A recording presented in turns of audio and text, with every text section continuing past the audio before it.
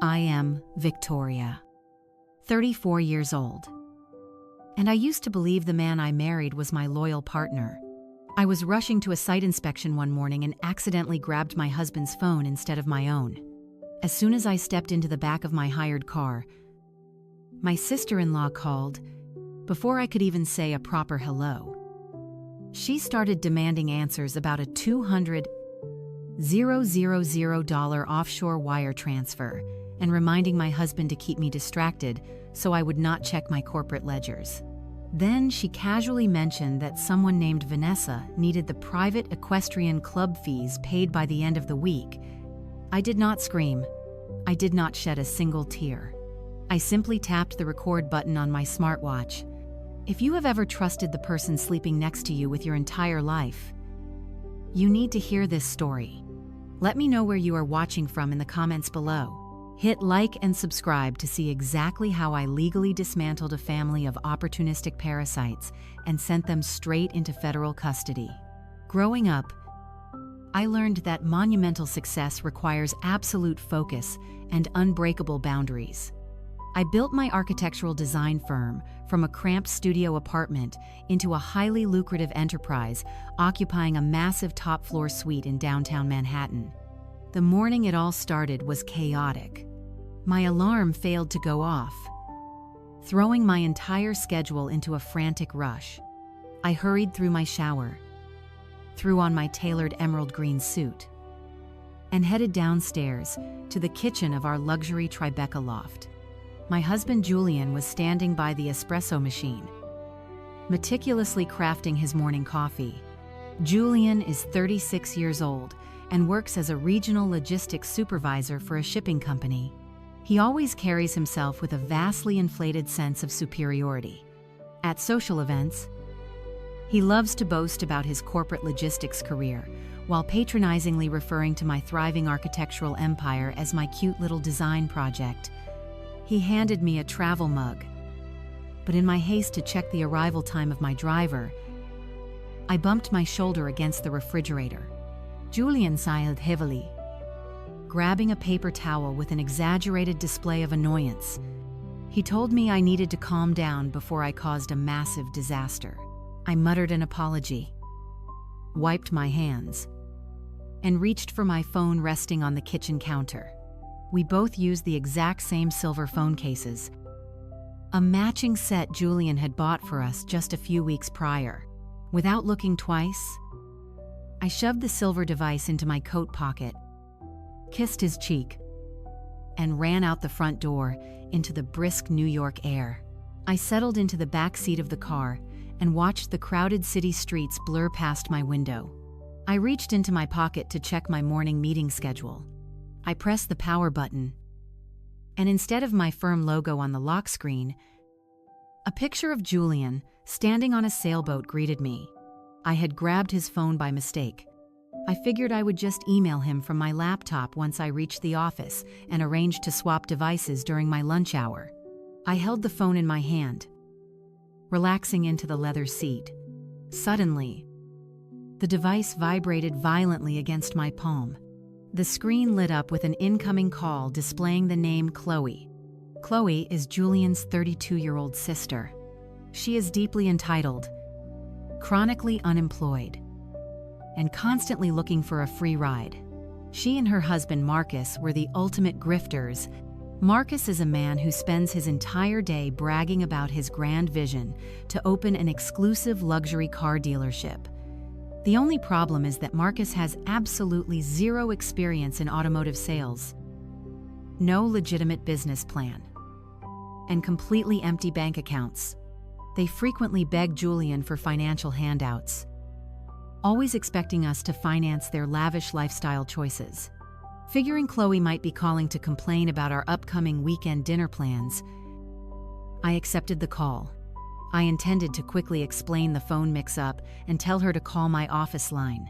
I brought the phone to my ear and opened my mouth to speak. Before a single word could escape my lips, Chloe's shrill voice blasted through the receiver with frantic, aggressive energy. "Did you wire the 200? Nulla yet," she demanded, completely skipping any normal greeting. You need to hurry up. Marcus is sitting at the commercial real estate office right now. He is just waiting on the funds to clear so he can finally sign the lease for the dealership showroom. I froze completely. My breath caught in my throat. Lambe. $000. What on earth was she talking about? Chloe did not stop for a single breath. Her voice dropped to a conspiratorial hiss. You better keep that idiot Victoria distracted today. Take her out to an expensive dinner or buy her some jewelry. Just do whatever it takes so she does not check her corporate operating accounts until the money is completely washed through Marcus's business entity. You know exactly how psychotic she gets when she reviews the quarterly financial ledgers. The car hit a pothole, jolting me slightly. Oh, and before I forget, she continued casually. Vanessa texted me this morning. She said you need to send the money for the kids' private equestrian lessons by Friday. She is threatening to call Victoria directly if you do not pay up right now. You really need to keep your baby mama happy. Julianne, we cannot risk everything blowing up right before the dealership launch. I did not scream or cry or drop the silver device. I simply raised my left wrist, tapped the record application on my smartwatch, and silently ended the call.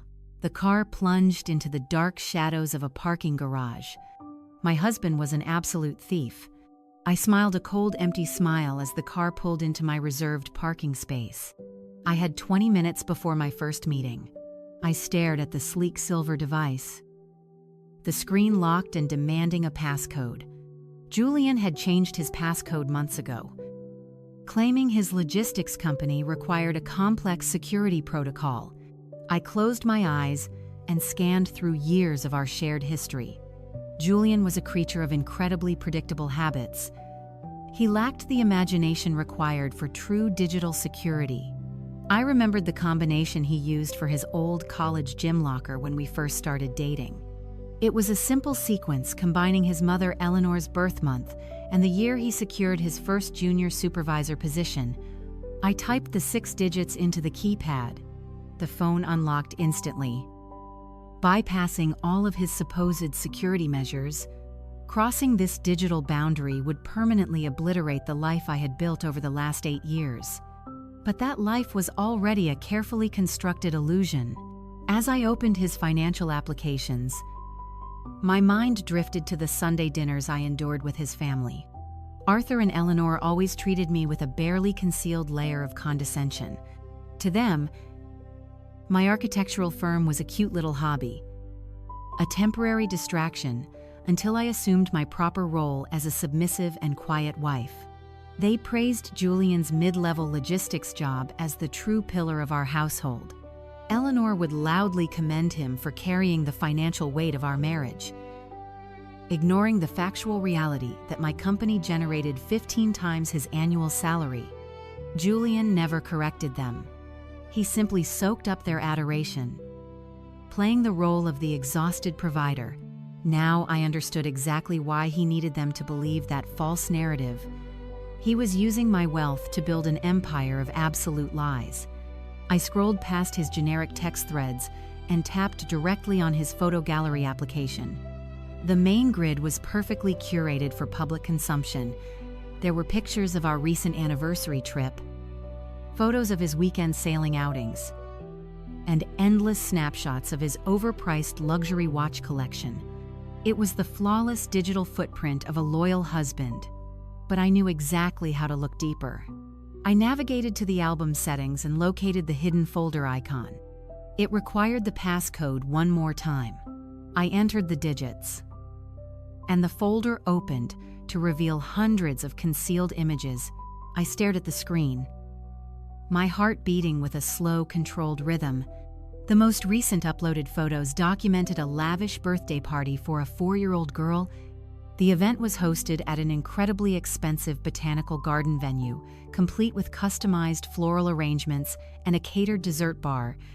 I swiped through the high-resolution images, taking in the smiling faces of the invited guests.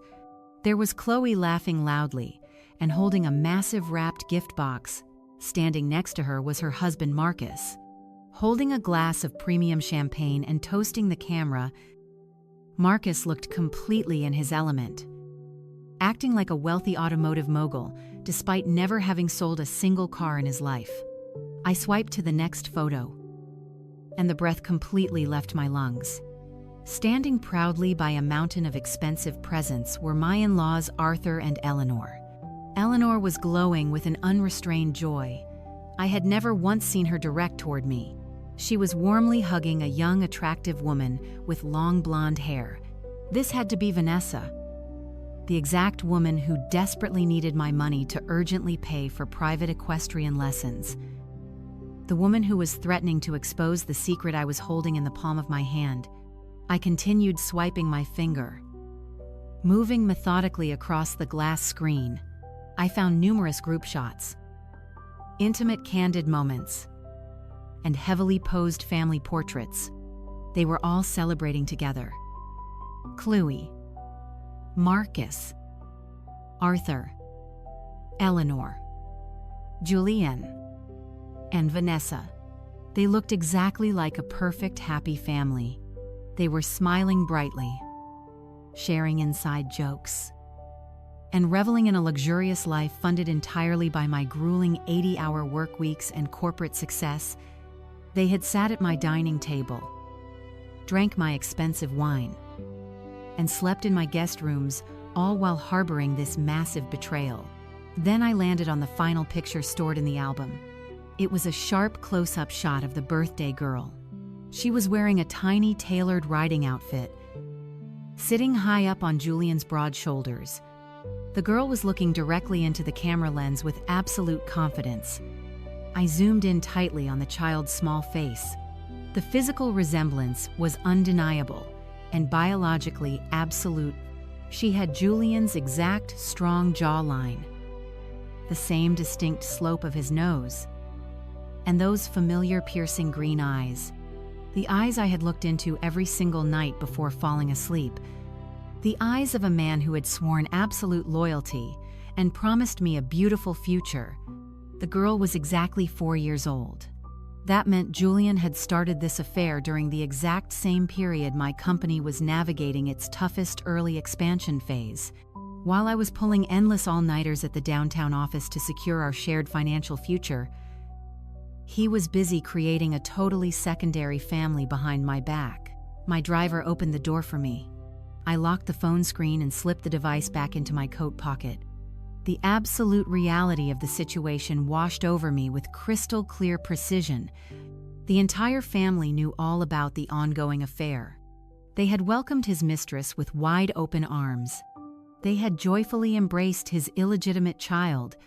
Worst of all, they had happily conspired together to use my hard-earned money to fully fund this secret existence. They truly thought I was just a blind, obedient cash cow.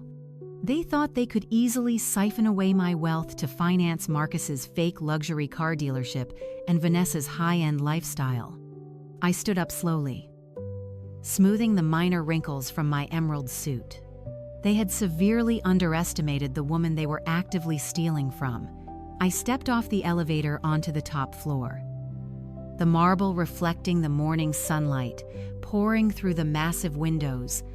The reception area was already buzzing with my early morning staff, but I walked past them with a sharp nod, projecting the image of a highly focused executive preparing for another aggressive fiscal quarter. I entered my corner office, shut the heavy glass door, and turned the deadbolt until it clicked solidly into place.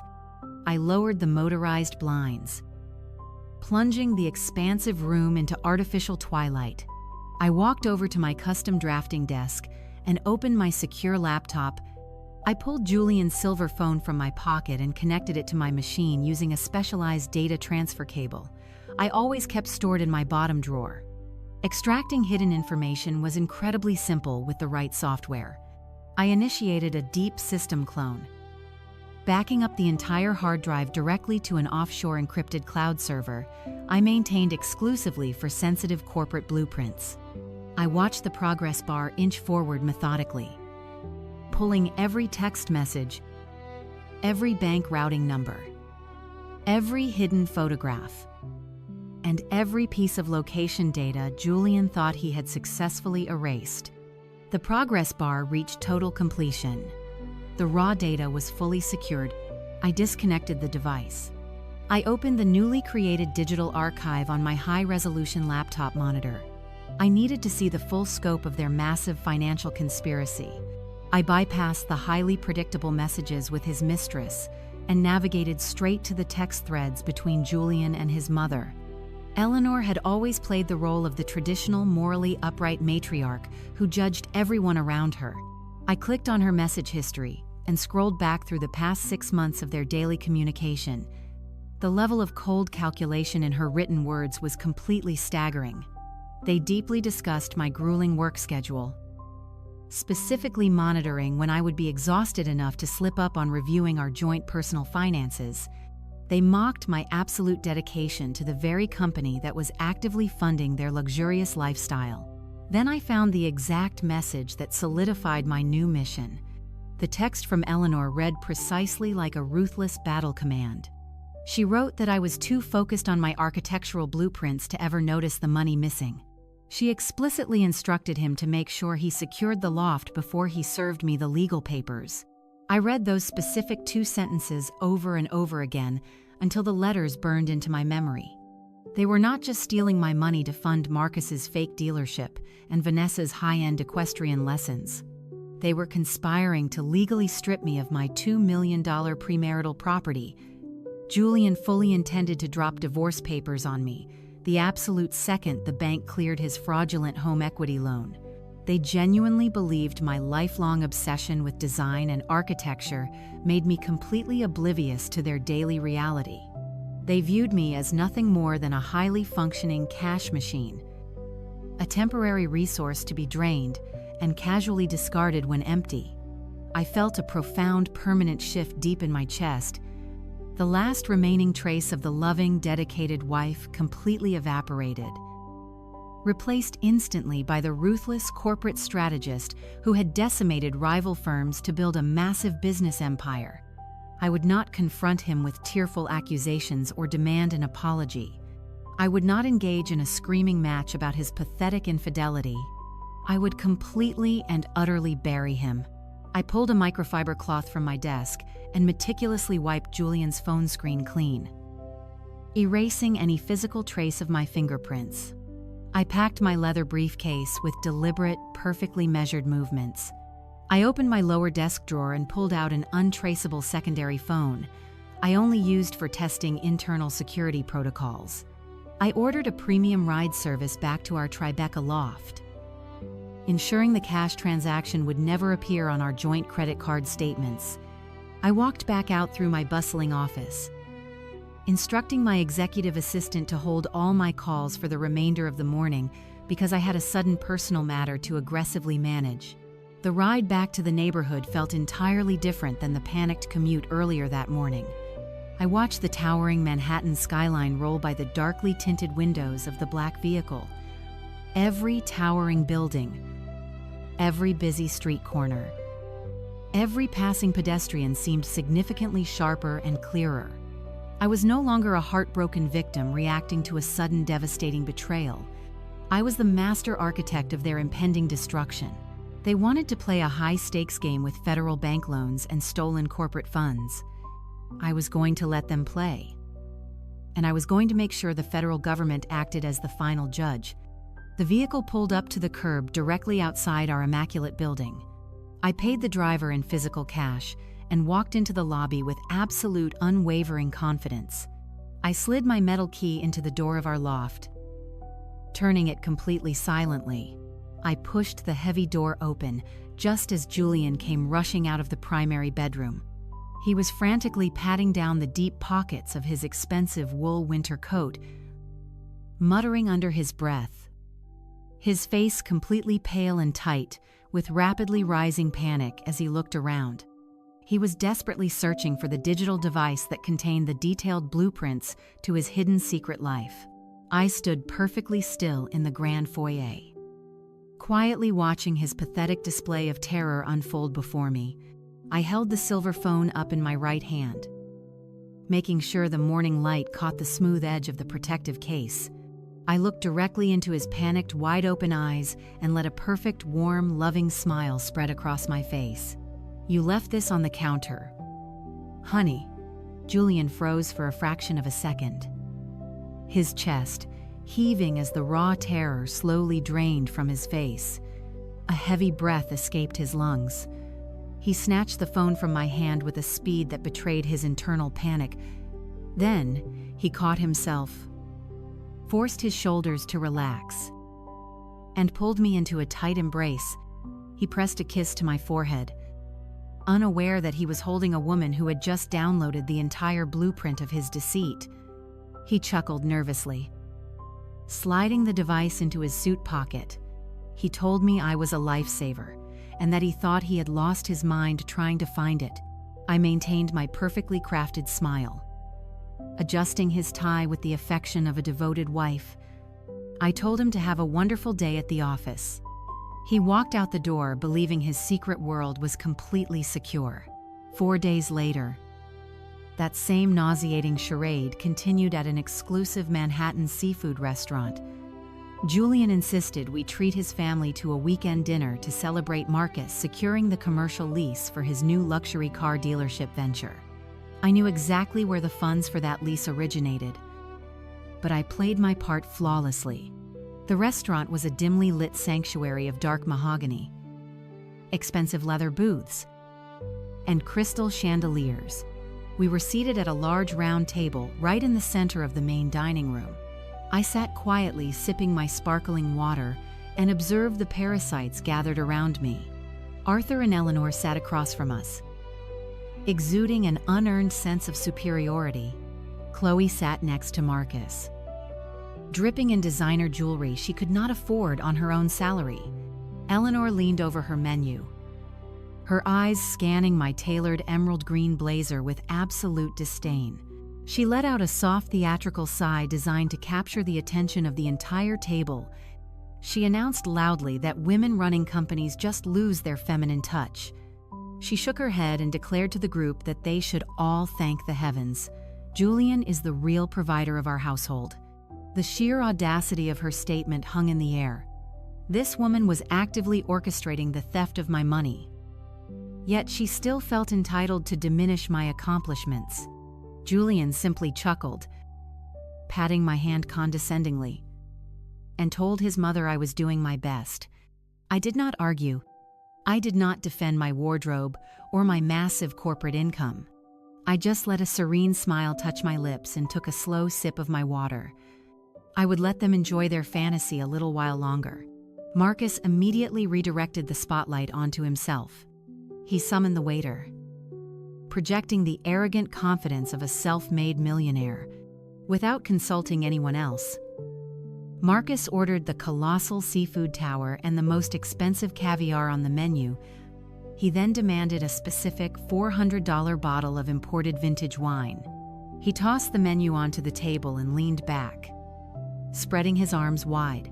He proclaimed his new luxury car dealership would completely revolutionize the city. He boasted his unique sales vision would make him the absolute king of the New York automotive scene. He talked endlessly about exclusive inventory and VIP client experiences. It was a spectacular performance coming from a man whose only previous job was managing a dying retail store. He spun a tale of inevitable wealth and fame. When the waiter brought the drinks, Marcus casually pushed the appetizers toward my side of the table. He fully expected me to pick up the check exactly as I had done for every family gathering over the past 8 years. He was dining like a king on the stolen dime of the very woman he was actively betraying. I watched them feast. They devoured the expensive seafood and drank the premium wine with ravenous enthusiasm.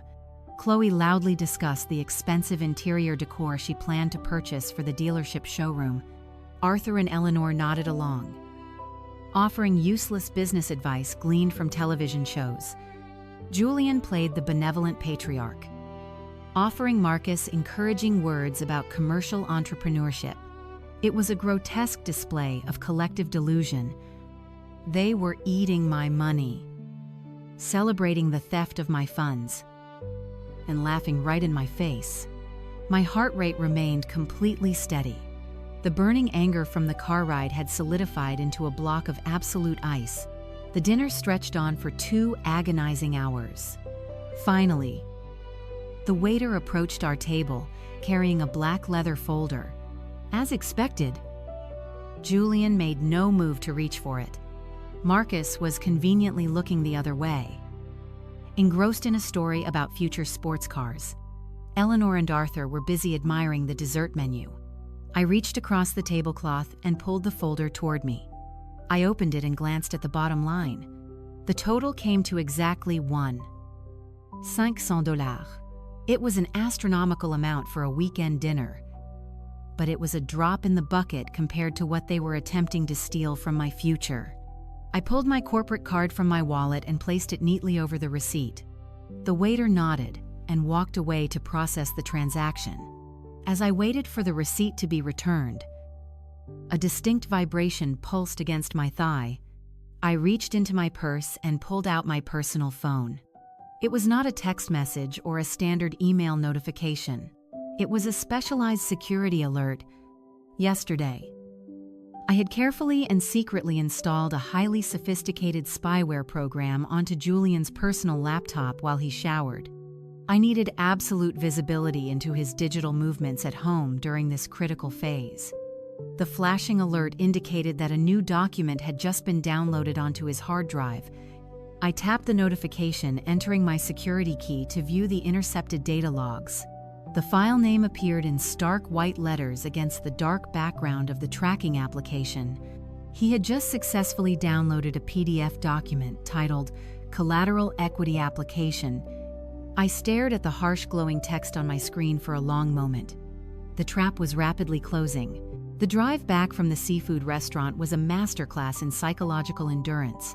Julian held my hand in the back of the luxury sedan, his thumb tracing soothing circles over my knuckles. While his mind undoubtedly calculated the exact timeline of my financial ruin, I played the exhausted executive perfectly. I rested my head against the cool leather seat. Claiming the heavy dinner and the expensive wine had finally caught up with my demanding work schedule, we entered our Tribeca loft. And within 45 minutes, the steady, rhythmic sound of Julian breathing heavily filled our master bedroom. He was in a deep sleep, completely sedated by the sheer arrogance of his own perceived brilliance. I slipped out from under the heavy down comforter, my bare feet silent against the hardwood floor. I bypassed the main hallway and moved silently into my private home office. I closed the solid door behind me, ensuring the locking mechanism did not click loudly. I did not turn on the overhead lights. The only illumination came from the sharp blue glow of my secure laptop screen as I booted up the system and accessed the remote spyware dashboard. The intercepted file was waiting for me in the secured digital vault. I opened the document titled Collateral Equity Application. The sheer audacity of the paperwork practically burned my eyes. Julian had initiated a massive equity extraction against our primary residence. But this was not just any shared property. This loft was my exclusive premarital asset, a $2 million estate I had purchased entirely with my own corporate dividends 4 years before Julian ever placed a ring on my finger. He had no legal claim to the deed. Yet there, on the second page of the digital document, was a meticulously forged signature. My signature? He had flawlessly replicated my handwriting to illegally add his name to the property title and apply for a massive $700,000 cash out refinance. He was attempting to pull $700 by their end date. $000 of hard liquid cash, straight from the walls of the home I built. My eyes scanned the incredibly detailed loan disbursement instructions. He was not just stealing the funds. He had a highly specific calculated distribution strategy already established with the lending institution. I traced the routing numbers attached to the designated receiving accounts. The first wire transfer totaling $350 $000 was scheduled to hit an escrow account managed by a premium real estate brokerage specializing in coastal properties. I cross-referenced the broker information with a quick corporate database search. The funds were locked in as a massive down payment for a luxury beachfront villa in Miami. The primary listed resident for this new luxury property was Vanessa. He was using the equity from my home to buy his mistress and his illegitimate 4-year-old daughter a spectacular oceanfront fortress. The remaining $350,000 was explicitly routed to a newly formed commercial bank account. The registered business entity was named Apex Automotive Group. This was Marcus's absolute fantasy of a dealership. Julian was systematically draining every ounce of my personal wealth to simultaneously finance his brother-in-law's fake automotive empire and purchase a lavish lifestyle for his secret second family. I pulled up the corporate registration filings for the limited liability company online. Marcus was listed as the sole proprietor, but Julian was documented as the primary financial guarantor.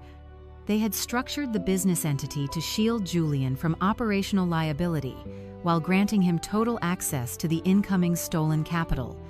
It was a textbook money laundering setup designed by someone who thought they were far smarter than the federal government.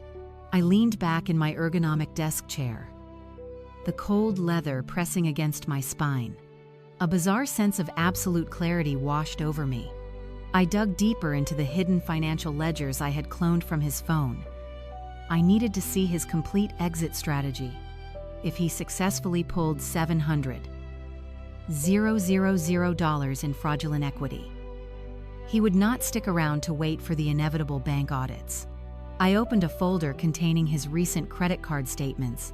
A massive outgoing payment caught my immediate attention. It was a $50,000 wire transfer, labeled simply as legal retainer.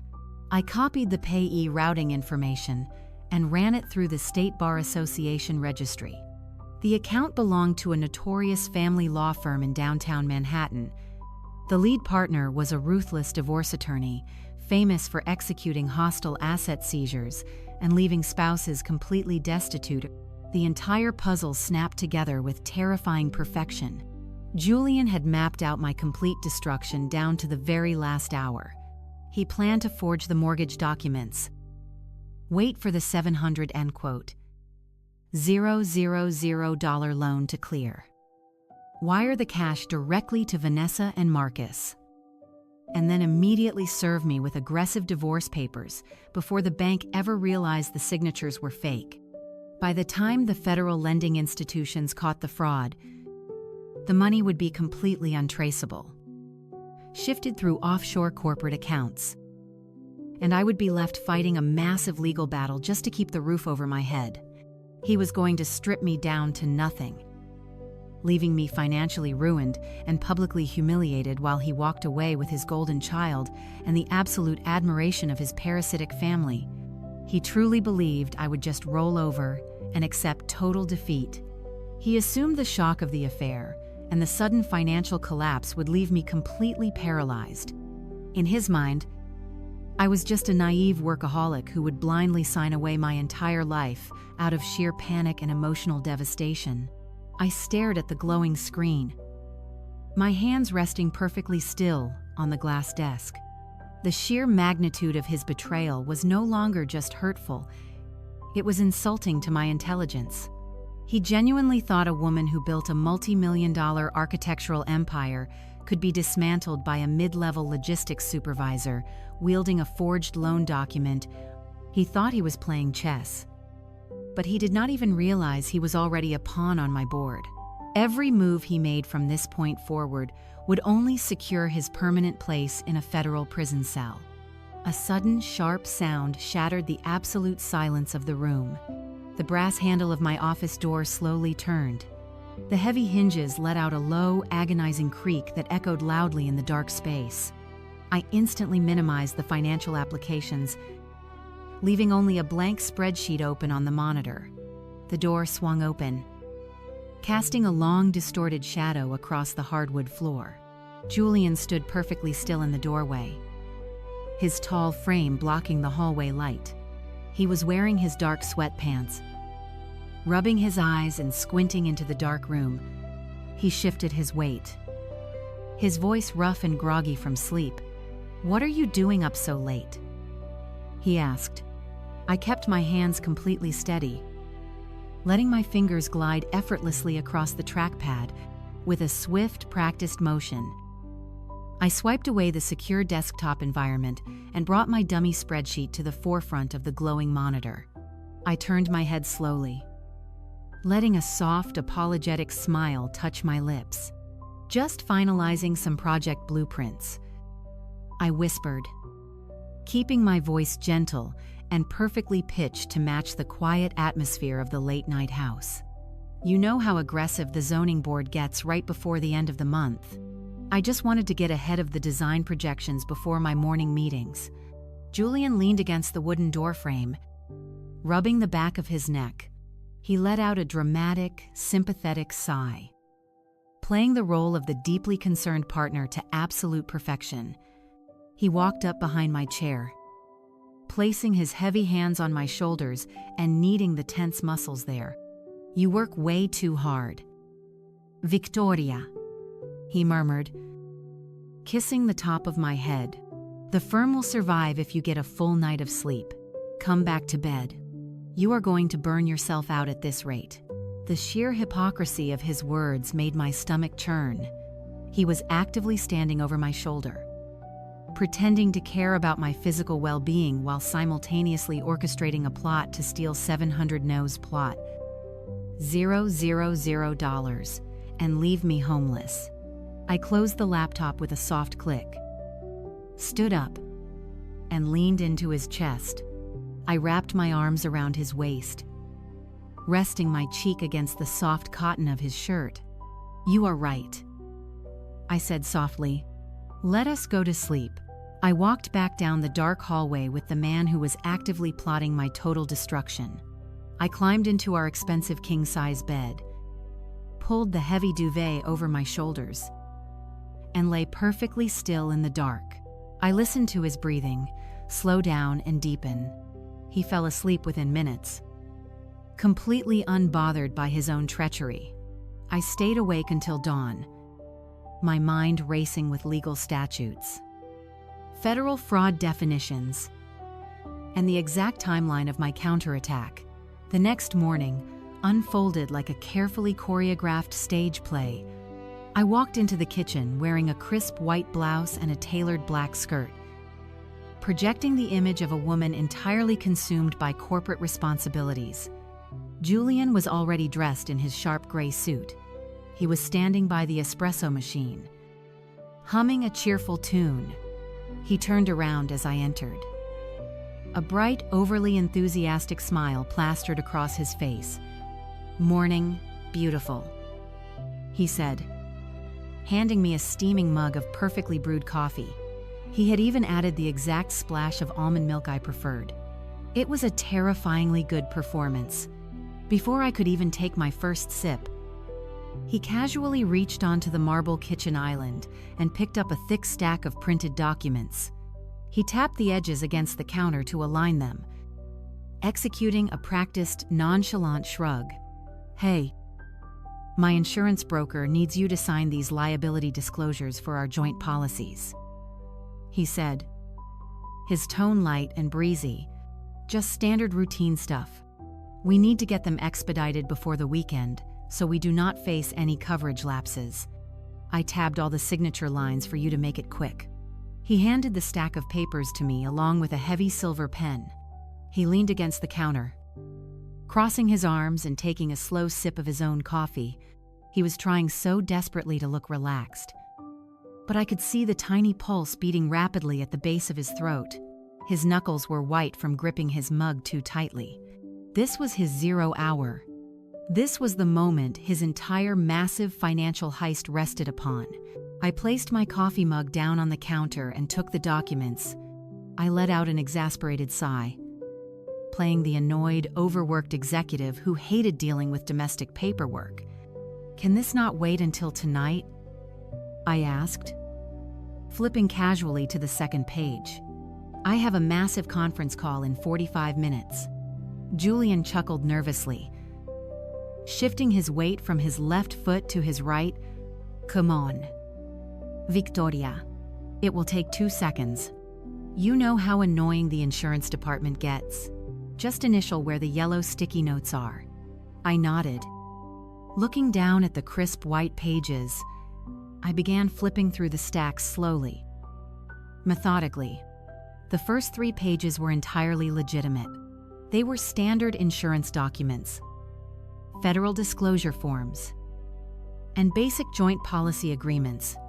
It was the perfect boring camouflage, but I knew exactly what to look for. I turned to page 6. My eyes scanned the dense legal jargon hidden beneath a generic-looking cover sheet.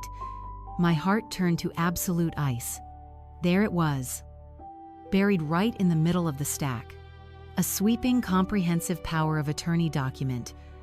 If I signed it, I would be legally granting him total unrestricted control over my personal assets, my business holdings, and my bank accounts.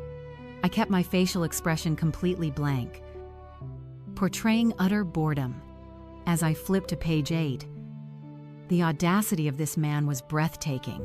Sitting right behind the power of attorney was the signature page for the massive home equity loan application. It was the final authorization required by the bank to pull $700,000 in cash directly out of the equity of my premarital loft. The exact funds he planned to wire to Marcus's fake dealership and Vanessa's luxury real estate broker. He was standing 2 feet away from me, casually drinking his coffee, waiting for me to legally hand him the weapon he would use to execute me. He thought my corporate exhaustion would blind me to the fine print. He thought I was just a rich, gullible fool. I reached the final page. Julian stepped closer, pointing his finger directly at the bottom line, marked by a bright yellow sticky note. Just right there at the bottom, he said, his voice cracking ever so slightly. And then one more initial on the previous page. I gripped the heavy silver pen in my right hand. The weight of the metal felt grounding. I did not rush. I let the silence in the kitchen stretch out for 5 agonizing seconds. I wanted him to sweat. I wanted him to feel the excruciating tension of the moment. I slowly lifted my head and looked Julian dead in the eye. His smile wavered slightly, a microscopic flash of sheer terror passing behind his dark pupils. He was holding his breath, waiting to see if his entire house of cards was about to collapse. I held his gaze with a look of absolute unwavering affection. Then I pressed the ink to the paper. I did not sign my actual name. To the untrained eye, the looping cursive across the bottom of the home equity loan and the power of attorney document looked exactly like my standard corporate signature, but it was a meticulously crafted fake 5 years ago. When my company was finalizing a highly sensitive international contract, my corporate security team brought in a former federal forensic handwriting expert. He taught me how to create a panic signature, a highly specific, distinctively altered version of my handwriting, designed exclusively for fraudulent contracts or forced agreements.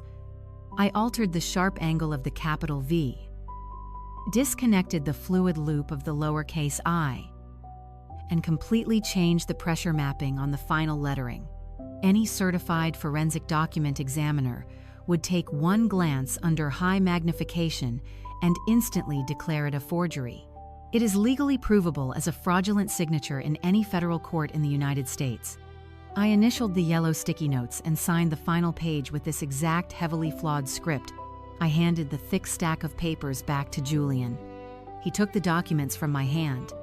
I watched his chest rise and fall as he quickly flipped to the back page to verify the dark blue ink. A massive, visible wave of relief washed over his entire body. The tight lines of anxiety around his mouth instantly vanished. He beamed at me, leaning in to kiss my cheek with profound enthusiasm. He told me I was the best and that he would drop these off with the broker before his morning logistics meeting. He grabbed his Italian leather briefcase and practically sprinted out the front door, eager to finalize his grand theft. He was acting like a man who had just won the lottery, completely oblivious to the fact that he had just handed me the rope to hang him with. I walked to the kitchen sink, poured the remaining coffee down the drain, and went upstairs to change into my sharpest suit. I had a very different kind of meeting to attend. I bypassed my corporate headquarters and drove straight into the heart of the financial district. I pulled into the underground parking garage of a sleek, modern glass building located on Wall Street. I took the private elevator up to the 50th floor. Stepping into the austere, minimalist reception area of the city's most ruthless financial law firm, I was not there for a standard divorce consultation.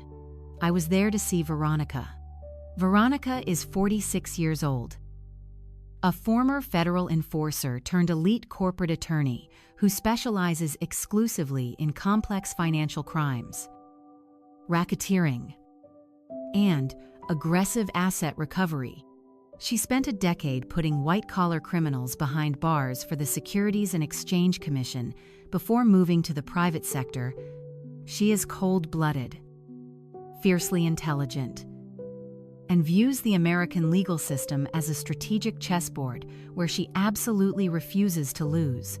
Her office was a massive corner suite with panoramic views of the city skyline, completely devoid of personal photographs or warm decorations. It was a room designed solely for executing corporate casualties. I sat in the stiff leather chair across from her custom steel desk and handed over the encrypted flash drive containing the cloned contents of Julian's phone. I also slid across high-resolution photographs I had taken of the loan documents and the power of attorney before handing them back to him. Veronica plugged the drive into her secure terminal.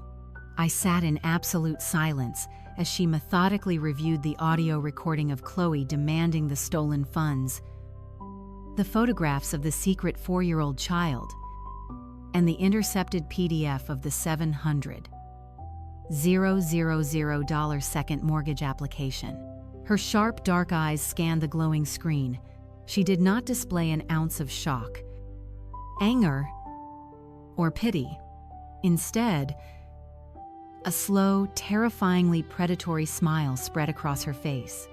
She saw the exact same legal angles I did. The trap was now fully operational, and Julian was blindly walking right into the center of the kill zone. Veronica leaned back in her chair and steepled her fingers. She looked at me with absolute professional admiration. She explained the legal reality of my situation with clinical precision. She told me that if I stopped him today, if I walked into a standard family law clinic to file for separation, this would just be a messy, drawn-out divorce. Family court judges see infidelity and hidden assets every single day. He would hire a sleazy lawyer, claim my business funds were marital property, and demand spousal support. He might get a slap on the wrist for moving money around, but he would ultimately walk away with a significant portion of the wealth I built. Veronica leaned forward, her voice dropping to a sharp, commanding tone. But she explained, if I let him take those documents and submit them to a federally insured lending institution, the entire landscape shifts drastically. The moment he transmits that forged application across banking networks to extract $700,000, he crosses state lines digitally. It elevates from a standard domestic dispute directly into a federal felony. We were going to let him commit wire fraud and bank fraud under federal law. We were going to let him lock himself inside a maximum security federal prison cell. But first, we absolutely needed to ensure the physical asset he was trying to leverage was completely untouchable and shielded from any external financial claims. Veronica reached into her heavy steel filing cabinet and pulled out a massive, meticulously tabbed binder. She dropped it onto the desk between us with a resounding thud. It contained the complete legal framework to establish an offshore holding company and an irrevocable blind trust.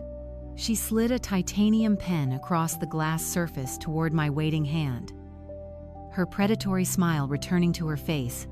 Let us make sure that when he tries to steal the loft, he is actually stealing from a federally protected entity. I slowly took the heavy titanium pen from Veronica and finally began signing my name. This time I deliberately used my real legally binding signature. We spent the next 4 hours executing a massive and complex financial restructuring.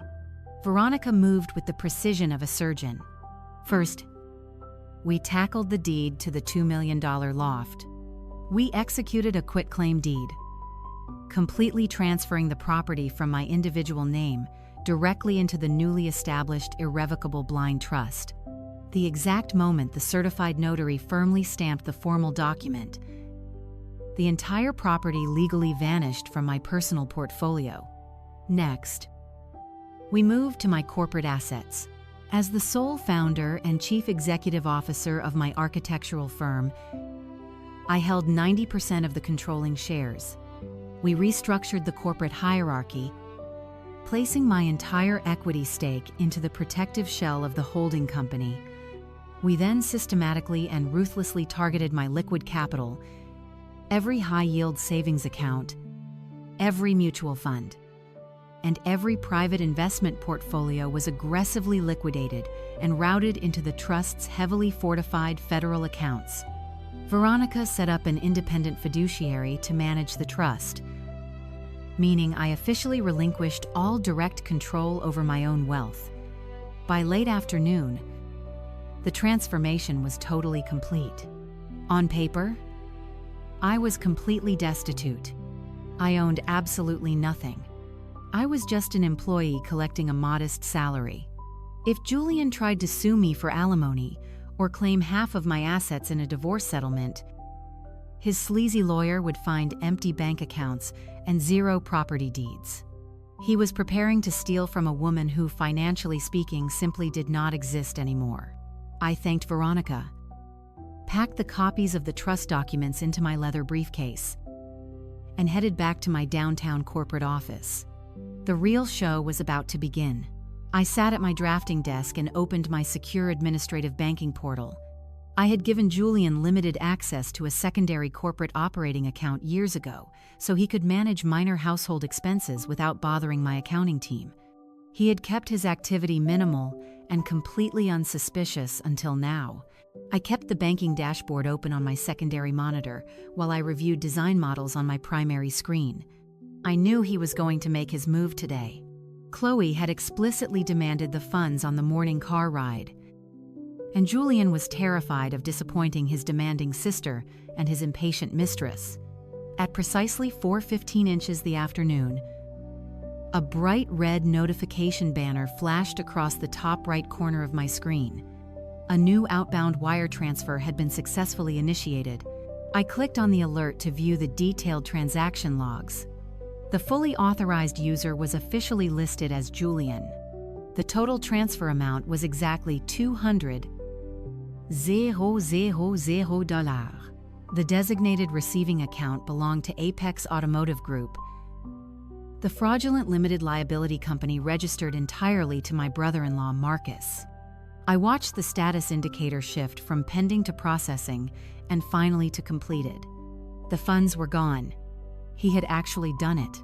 He had crossed the line from a cheating, deceitful husband into a literal corporate embezzler. He had just stolen federal funds across state lines to finance a fake luxury car dealership for a man who possessed absolutely 0 automotive sales skills. My chest swelled with a dark, triumphant energy. He took the bait perfectly. Any normal business owner would immediately panic, freeze the accounts, and call their spouse screaming about the missing money. I did the exact opposite. I picked up my office phone and dialed the direct emergency line for my corporate banking liaison. I identified myself using my secure merchant codes and informed the bank representative that I had just detected a massive unauthorized wire transfer originating from a compromised access point. I explicitly instructed the bank not to reverse the transaction or alert the recipient. Instead, I formally requested that they flag the compromised operating account as a designated honeypot for an ongoing internal fraud investigation. The bank immediately locked down the account architecture, placing specialized tracking tags on the outgoing routing numbers. But I was not finished. My next call was to the Regional Office of the Internal Revenue Service Criminal Investigation Division. Using the legal framework Veronica had prepared for me earlier that morning, I filed an official corporate fraud report. I provided the federal agents with the exact routing numbers, the receiving business entity details, and my strong suspicion of aggressive money laundering. I explained that an unauthorized user was actively moving stolen corporate capital into a newly formed automotive business. The federal agents took the report with extreme seriousness. Julian and Marcus were no longer just moving stolen cash. They were officially in possession of flagged federal funds. And the government was now quietly tracking every single dollar they spent. I leaned back in my chair and took a slow, deep breath. The steel trap was now fully operational. I picked up my personal phone and opened my social media applications. I did not have to scroll very far. Marcus had just posted a brand new video to his public profile. I tapped the active comment section at the bottom of the glowing screen. I watched my brother-in-law celebrate his stolen victory. The video showed Marcus standing inside a massive empty commercial space with floor-to-ceiling windows and polished concrete floors. He was wearing a ridiculously expensive tailored suit, clearly purchased with my money. He shook a bottle of premium champagne and popped the cork, letting the expensive alcohol spray all over the pristine showroom floor. He yelled into the camera about making his wild dreams a reality and becoming the ultimate king of the New York automotive scene. Chloe was cheering loudly in the background. I stared at his arrogant, joyful face. He had absolutely no idea that the federal government was already watching him. My fingers flew across the digital keyboard with absolute precision. I typed my message. "So proud of you, Marcus. Big things coming." I pressed send and placed my phone down on the heavy glass desk. The digital snare was perfectly set for my husband and his arrogant brother-in-law. They were currently celebrating a monumental victory, completely oblivious to the federal tracking tags attached to every single dollar they spent. Now I needed to focus on the final piece of this pathetic puzzle. I needed Vanessa. The bank fraud and wire fraud charges would easily destroy Julian and Marcus forever.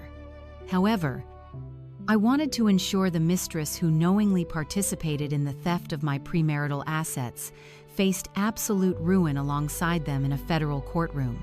I required direct evidence of her active complicity in this scheme.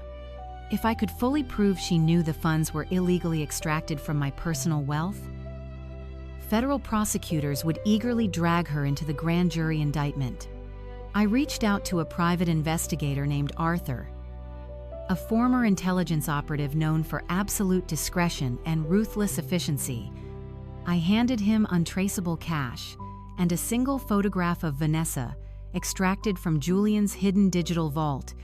I gave the investigator one strict directive. I needed her daily routine mapped out to the exact minute every single day. Within 48 hours, the investigator delivered a highly comprehensive digital dossier directly to my encrypted email. He tracked her movements with terrifying precision. Every Tuesday and Thursday morning, she dropped the 4-year-old girl off at an elite private preschool.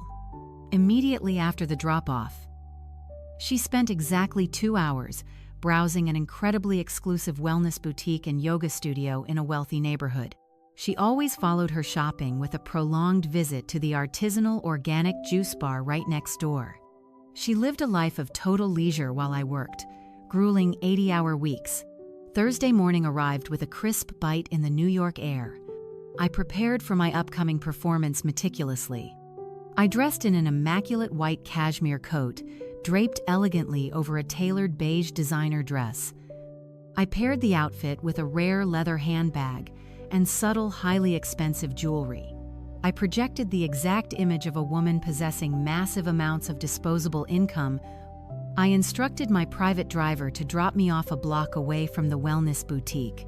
I walked through the heavy glass doors of the store at exactly 10:30 inches the morning.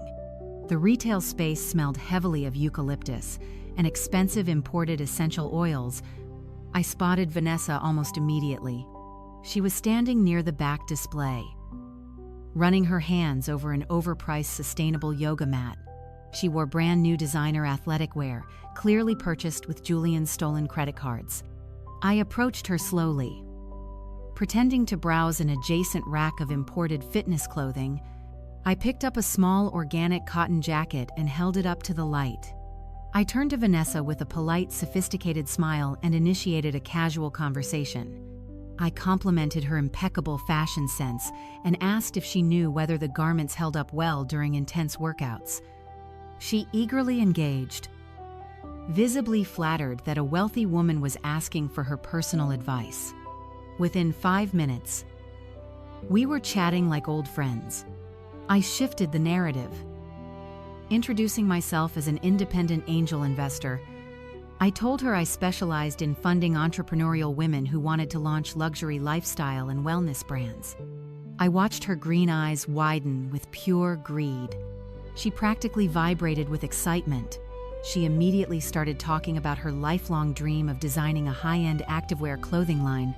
She practically begged me to join her for a green juice next door to discuss her brilliant business concepts. I graciously accepted her invitation. We walked into the bustling artisanal cafe and secured a quiet, isolated table in the far corner. I ordered a simple black tea.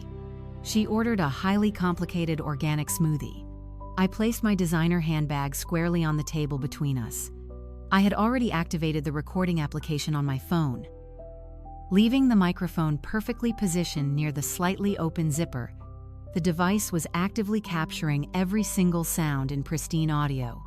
I leaned forward, resting my elbows on the table, projecting intense professional interest. I guided the conversation with surgical precision.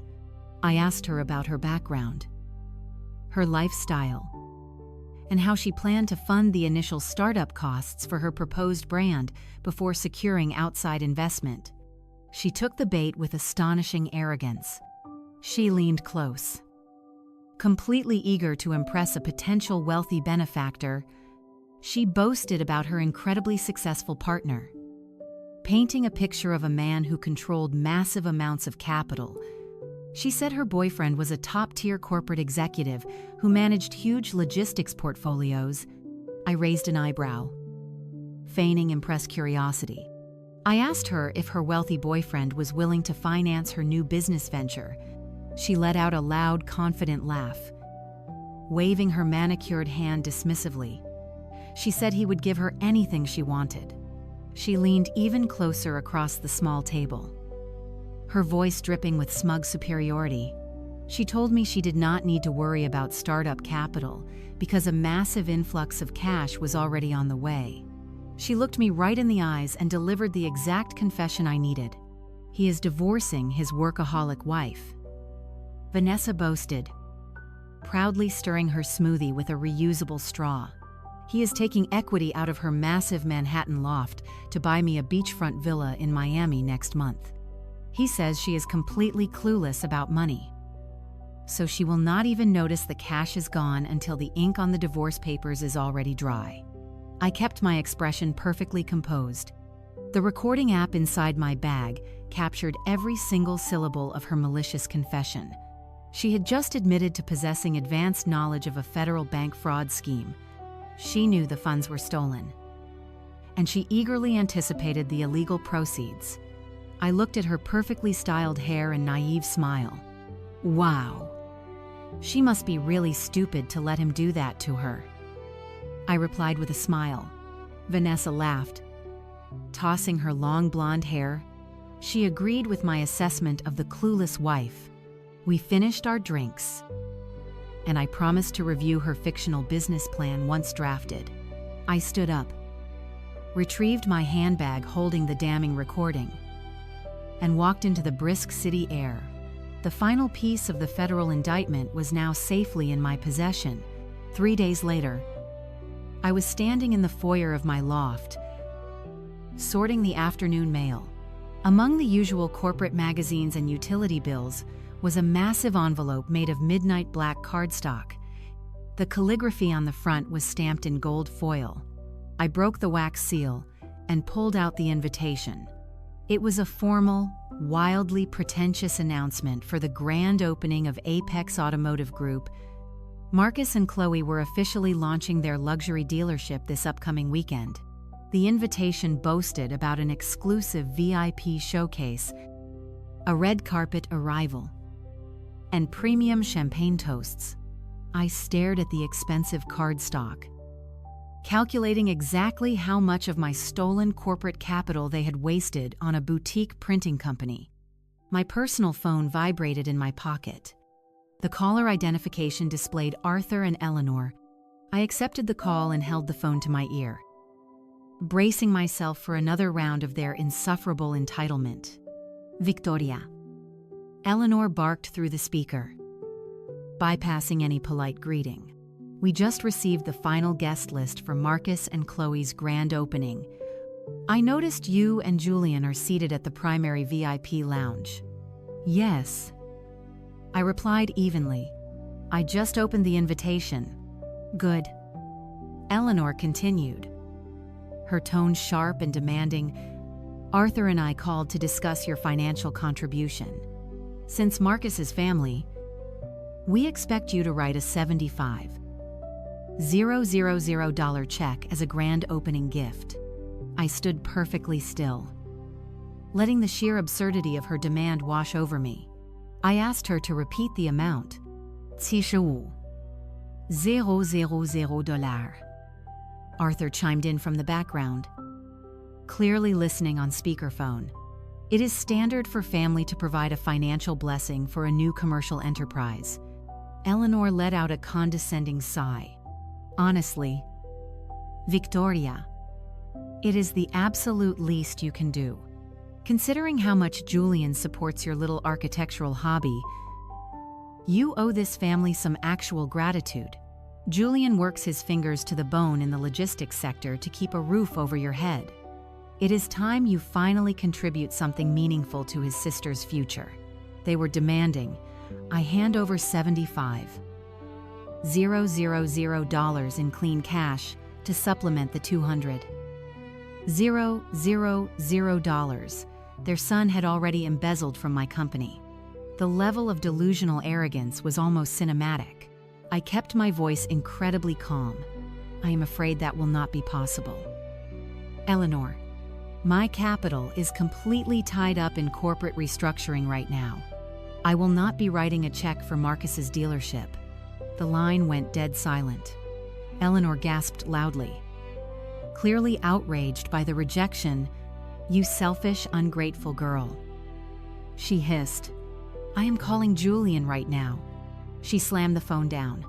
I walked into the kitchen, poured myself a glass of water, and waited. The fallout took exactly 4 hours to arrive. The front door burst open at 6 p.m.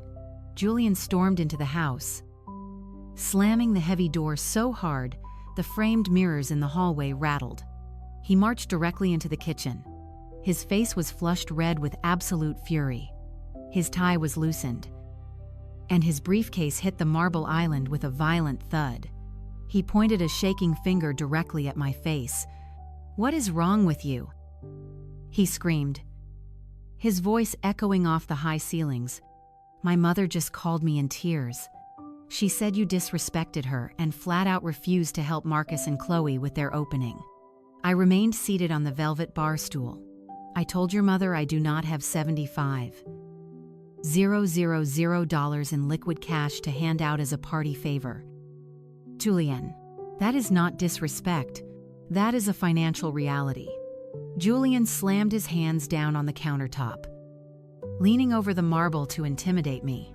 You are completely unbelievable, he yelled, launching into a textbook gaslighting routine. You make everything about you and your stupid blueprints. You are entirely selfish. Victoria, you have no concept of loyalty. Family always comes first. My family has accepted you with open arms.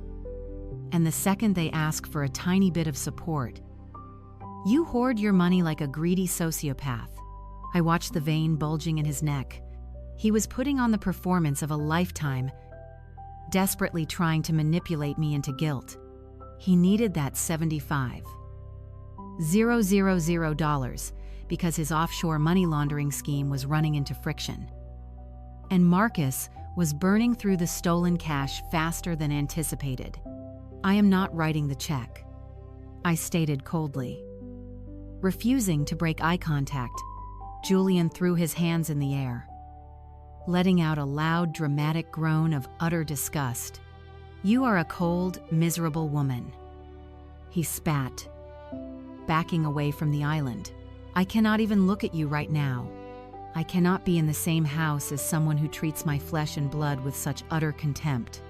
He stormed over to the hall closet. Yanking his expensive leather duffel bag off the top shelf, he shoved a fresh suit, a clean shirt, and his shaving kit into the bag. He zipped it shut with violent aggression. "I am going to sleep at the office tonight," he announced, his voice dripping with venom. "Do not wait up." He turned on his heel and marched out the front door, slamming it shut behind him. The house fell into absolute silence. I sat alone in the kitchen, completely unfazed by his theatrical exit. I opened my secure laptop and pulled up the GPS tracking software I had installed on his phone. A bright green dot blinked on the digital map of the city. I watched the green dot move rapidly away from our neighborhood. It did not head toward the corporate district where his office was located. It did not go anywhere near his logistics building. Instead, the green dot traveled straight across town, moving steadily down a luxury residential block, and came to a complete stop right outside a familiar high-rise building. I smiled. Closing my laptop, he had gone straight to Vanessa's apartment. The trap was now fully operational and executing flawlessly. This was exactly what Veronica and I had planned. Perfect. The following 48 hours moved with the lethal precision of a ticking time bomb. I did not confront Julian about his night at Vanessa's apartment. Instead, I drove straight back to the financial district the very next morning. Veronica sat behind her massive steel desk, but this time she was not alone. Two men in sharp, unassuming gray suits sat in the leather chairs opposite her. They introduced themselves firmly as special agents from the Federal Bureau of Investigation and the Internal Revenue Service Criminal Investigation Division. The trap I had laid was no longer just a private corporate matter. It had officially escalated into a massive federal operation. Veronica handed me a thick, redacted file. The agents confirmed that my flagged honeypot account had successfully triggered every single federal alarm in their system. The funds had bounced from my corporate operating account across state lines through a flagged routing server before finally landing in Marcus's commercial business account.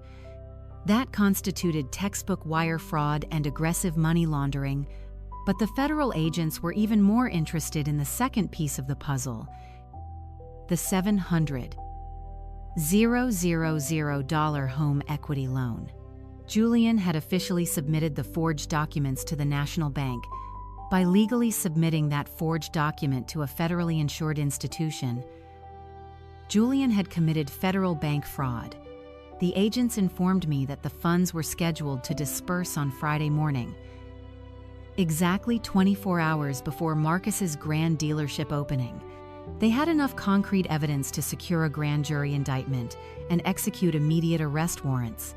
Veronica looked at me with a cold, predatory gleam in her eyes. She confirmed that the federal agents would be attending the dealership launch in person to execute the warrants. The house of cards was about to violently collapse on top of them. I returned to my loft that afternoon, mentally preparing myself for the final act of this exhausting charade. The front door unlocked, and Julian walked in looking deliberately disheveled. He was playing the role of the exhausted, misunderstood husband to absolute perfection. He acted as though he had spent a miserable night tossing and turning on a rigid office sofa rather than sleeping in the luxurious bed of his mistress. He walked slowly into the kitchen where I was pouring a glass of sparkling water.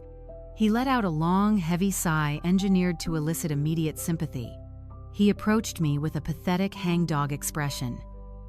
wrapping his arms around my waist and resting his chin on my shoulder. "I am so sorry for losing my temper last night." "Victoria," he murmured, his voice dripping with fake contrition. "I have just been under a massive amount of pressure at work. You know how hard I push myself to provide for this family. Sometimes the stress just boils over, and I take it out on the person I love the most. I know Marcus and Chloe ask for a lot, and I was wrong to yell at you for setting boundaries. Can you please forgive me?" I turned around in his arms and rested my hands gently on his chest. I looked up at him with wide, apologetic eyes, playing the submissive, deeply remorseful wife he desperately needed me to be. I told him I understood completely and that I was sorry for being so stubborn about the money. I stroked his ego with surgical precision, telling him how much I appreciated his hard work and how lucky I was to have a husband who cared so deeply about his family. Julian soaked up the validation like a dying man drinking water. A smug, triumphant smile briefly flashed across his face before he masked it with renewed affection. He kissed my forehead and stepped back casually, adjusting his shirt cuffs. "By the way," he added, keeping his tone incredibly light and breezy, "my bank finally approved some new financial restructuring I have been working on for our portfolio. We are about to see a massive influx of liquidity. Once the dust settles in a few weeks, I want to take you on a romantic vacation. Just the two of us. Maybe a month in the Mediterranean or the Amalfi Coast. We deserve a break from all this chaos." The sheer audacity of his lie was almost poetic. He was talking about the $700,000 fraudulent mortgage clearing. He was using the promise of a lavish European vacation to keep me completely docile, while he prepared to serve me with aggressive divorce papers and leave me entirely bankrupt.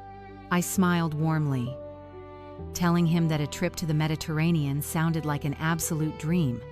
He kissed me one last time before heading upstairs to shower off the scent of his mistress. With Julian successfully placated, I had one final task to complete before the grand opening. I drove my car to a high-end boutique avenue, navigating the bustling sidewalks until I reached the most exclusive designer store in the city. I bypassed the racks of conservative business suits and neutral evening wear. I was not attending this event as a corporate executive or an obedient spouse. I was attending as an executioner. I walked directly to the formal wear section and pulled a stunning floor-length silk gown from the display. It was not a subtle color. It was a deep, striking, unapologetic emerald green. I stepped into the private fitting room and zipped the gown up. The garment hugged my frame perfectly, radiating absolute power and total control. It was a dress specifically designed to command the entire room. A stunning dress that demanded absolute attention and offered zero apologies. I purchased the expensive garment in physical cash to ensure absolute secrecy and carried the heavy black garment bag all the way back to my waiting vehicle. I hung the beautiful emerald gown carefully in my private closet, running my fingers over the smooth silk one last time. It was the perfect outfit for a slaughter. The evening of the grand opening arrived, bringing an electric current that crackled in the air of our loft. I stood perfectly still in front of my vanity mirror, studying my reflection with the cold detachment of a general people. The emerald green silk gown draped flawlessly across my frame. It was a garment woven from pure defiance. Catching the ambient light with every subtle movement, I held a tube of deep crimson lipstick, tracing the sharp outline of my lips with absolute surgical precision. There was no room for error tonight. Not a single smudged edge. My appearance had to project an impenetrable armor of absolute control. Down the hallway, the heavy footsteps of my husband echoed. Julian paced frantically back and forth in his tailored black tuxedo, adjusting his silver cufflinks and checking his expensive watch every 10 seconds. He was vibrating with adrenaline and unearned pride. He felt invincible today. The fraudulent $700,000 $000 home equity loan had officially cleared the banking systems that very morning, completely validating his disastrous delusion of supreme intelligence. In his mind, he had successfully conquered the world. He had secured the luxury beachfront villa for his hidden mistress, financed his brother-in-law's fake automotive empire, and outsmarted his wealthy wife. He thought he was walking into a coronation. He had no idea he was marching to his execution. Victoria, we are going to hit heavy downtown traffic if we do not leave in exactly 4 minutes, Julian yelled from the top of the staircase, his voice tight with nervous energy. Marcus wants us there early for the exclusive VIP red carpet photos. You know how important this is for my family's legacy. Hurry up. I ignored his frantic demands and turned to the sleek marble vanity top. Resting right next to my jewelry box was a thick, heavy manila envelope. This envelope was the ultimate culmination of my grueling 80-hour work weeks and my relentless forensic investigation. I opened the metal clasp and reviewed the destructive contents one final time to ensure absolute perfection. First was a stack of glossy photographs extracted directly from his hidden digital vault. The images vividly depicted the secret 4-year-old birthday party. Julien, his mistress Vanessa, Chloe, Marcus, Arthur, and Eleanor, all smiling radiantly around a child who shared my husband's exact genetic facial structure. Second was a highly detailed financial routing document, officially certified by my corporate banking liaison and the Internal Revenue Service Criminal Investigation Division. The spreadsheets clearly tracked the exact flow of the stolen $200,000 from my flagged honeypot account directly into Marcus's newly established commercial business ledger. It was the undeniable paper trail of federal wire fraud and aggressive money laundering. Finally, tucked neatly at the back of the envelope was the certified forensic signature analysis report provided by my independent handwriting expert. The document legally proved that the signature on the massive home equity loan application was a deliberate, heavily flawed forgery, elevating Julian's deceit to federal bank fraud. These papers were the heavy artillery required to level their house of cards. I sealed the clasp and slid the thick envelope directly into my oversized, structured black leather designer clutch. It fit perfectly. Concealed from the world. I snapped the magnetic closure of the clutch shut and walked out of the master suite. As I gracefully descended the grand staircase, Julian stood waiting in the foyer. He looked up, and, for a brief second, his breath actually caught in his throat. The striking emerald green silk gown commanded his absolute attention. His eyes widened, completely captivated by the sheer visual power I was projecting. "Wow," he murmured, a smug, arrogant grin slowly spreading across his face as he offered his arm. "You look absolutely incredible. Victoria, I am so glad you finally decided to dress up and make a real effort for my family tonight. They are going to be thrilled to see you supporting Marcus's massive success." I placed my hand on his tuxedo sleeve, maintaining a perfectly composed, icy smile. I would not miss this night for anything in the world. "Julien, I promise you, your family will never forget what happens this evening." He chuckled, completely missing the lethal double meaning of my words. We walked out the front door and climbed into the back of the waiting luxury town car he had rented, specifically for the occasion. The drive toward the trendy commercial district was agonizingly tense. Though Julian remained entirely oblivious to the atmosphere, he spent the 30-minute commute bragging loudly about Marcus's incredible entrepreneurial vision and how the new dealership was going to completely redefine the luxury automotive landscape. He talked endlessly about the imported sports cars, the exclusive guest list, and the brilliant financial strategy that made it all possible. I simply nodded along, staring out the tinted window at the passing city lights. My hand resting firmly over the leather clutch in my lap, the town car finally turned onto the bustling commercial avenue, and slowed to a smooth halt. We pulled up directly in front of Apex Automotive Group. The venue was blindingly bright, completely bathed in the glow of massive temporary spotlights. A plush red carpet stretched across the pristine sidewalk, surrounded by heavy velvet ropes and aggressive private security guards. The valet immediately rushed forward to open my door, offering a polite bow as I stepped out into the crisp evening air. Through the towering floor-to-ceiling glass windows of the showroom, I could see the massive scale of their fraudulent celebration. Over 100 prominent guests were packed inside the luxurious space. Local social media influencers were posing for flash photography near the custom-branded luxury vehicles. Wealthy corporate investors milled about, sipping premium champagne from crystal flutes. And right in the center of the room, holding court like absolute royalty, stood Chloe, Marcus, Arthur, and Eleanor. They were laughing loudly, soaking up the unearned admiration. The stage was set. Julian guided me through the heavy glass doors of Apex Automotive Group. The moment we stepped inside, the sheer scale of their financial recklessness washed over me. The interior was a cavernous monument to stolen wealth. Brilliant lighting rigs cast a warm glow over imported sports cars resting on polished concrete floors. Waiters in crisp white uniforms circulated through the dense crowd carrying silver trays loaded with hors d'oeuvres and pouring premium champagne into tall flutes. The air was thick with expensive cologne and the loud chatter of the social elite. I scanned the room and locked eyes on Marcus. He was completely in his element, working the showroom floor with the slick charisma of a politician. He wore a custom-tailored dinner jacket that easily cost $5,000, holding a glass of bourbon. He entertained a group of wealthy local investors.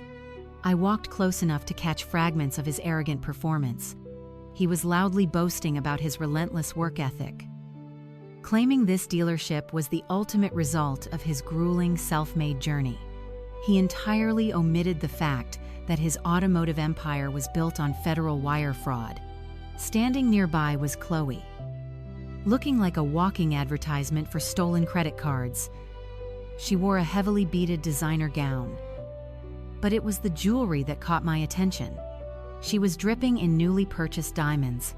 A glittering tennis necklace rested against her collarbone, and massive diamond drop earrings swung every time she tossed her head back to laugh. She looked incredibly smug. Basking in a luxury lifestyle she had not earned a single penny to secure. Before I could process the sickening display of my embezzled funds, my in-laws descended upon us. Eleanor and Arthur pushed through the crowd, their faces flushed with absolute triumph. Eleanor wore an ostentatious silver pantsuit, clutching her champagne like a scepter. Arthur looked equally pompous in a black tuxedo. They immediately grabbed Julian by the shoulders, pulling him into a theater. They acted as though he had just conquered a foreign nation. Eleanor turned her attention to a group of wealthy couples standing right behind them. These were their elite social club friends, people they desperately wanted to impress. Eleanor grabbed my arm, her manicured nails digging into my silk sleeve, and pulled me forward. She gestured vaguely in my direction with her flute. She introduced me as Julian's wife, letting out a short dismissive laugh before adding that I just do some drafting work from home. The social club friends offered polite, disinterested nods before turning right back to my husband. Arthur slammed a heavy hand down on Julian's back, booming with paternal pride. He loudly proclaimed to the circle of friends that Julian was the primary financial investor behind this incredible launch. He boasted that his brilliant son had single-handedly financed Marcus's massive automotive dream, providing all the startup capital out of his own successful logistics portfolio. Julian puffed out his chest, soaking up the unearned admiration from the wealthy crowd. He smiled modestly, claiming he simply wanted to support family because family always comes first. I stood perfectly still in my emerald dress, my hand gripping my leather clutch. I simply smiled, and took a slow, measured sip of my sparkling water. They were publicly parading my wealth as their own, actively writing me out of the financial equation while standing inside a building I had unknowingly purchased. The level of disrespect was absolutely staggering. But I refused to let my calm facade crack. The deeper they dug their hole of lies, the harder the inevitable fall would be. I watched them congratulate each other. Suddenly, the upbeat background music faded into silence. A sharp, clinking sound echoed across the showroom. Marcus was standing on a raised platform near the back of the display area, tapping a spoon against his crystal champagne flute. The crowd immediately quieted down, turning their attention toward the stage. The grand opening speeches were about to begin. Julian grabbed my hand and pulled me toward the front row, ensuring we had the best possible view of the impending performance. Marcus gripped the microphone.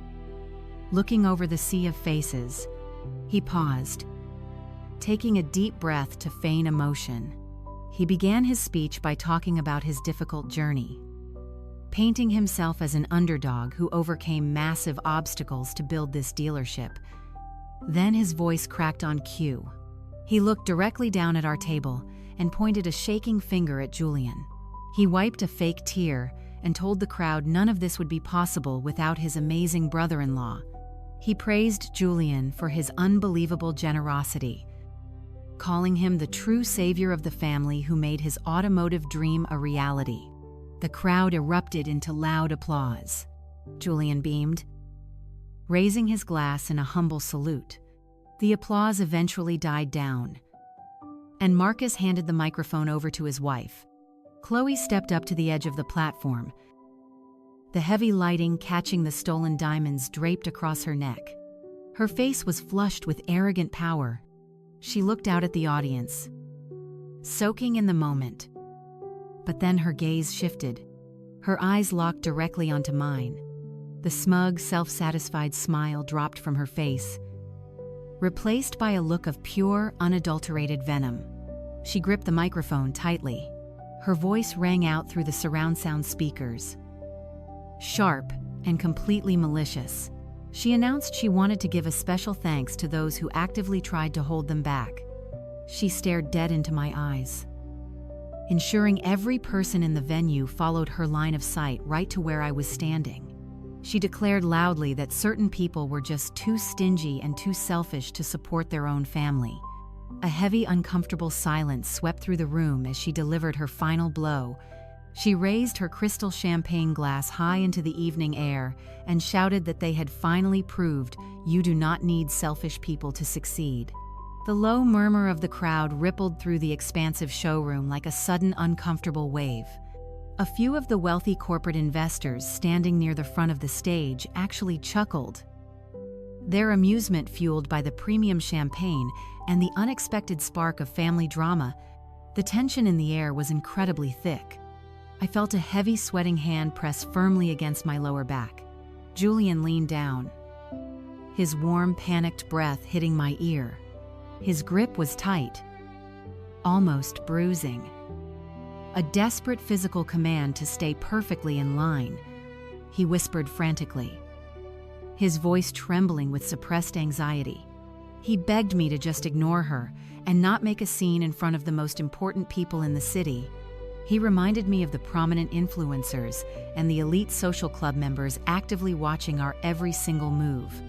He desperately wanted me to swallow the blatant public disrespect, lower my head, and dutifully play the role of the submissive, humiliated wife to ensure his family's flawless public image remained completely intact. I did not ignore her. I did not lower my head. I smoothly and deliberately stepped away from Julian's bruising grasp, leaving his hand grasping at empty air. I turned and walked gracefully toward the raised platform. The sharp, rhythmic clicking of my designer heels against the polished concrete floor echoed clearly over the fading murmurs of the confused crowd. The sea of wealthy guests naturally parted for me, their eyes glued to the striking emerald green silk gown that flowed elegantly around my legs with every single confident step. I did not run.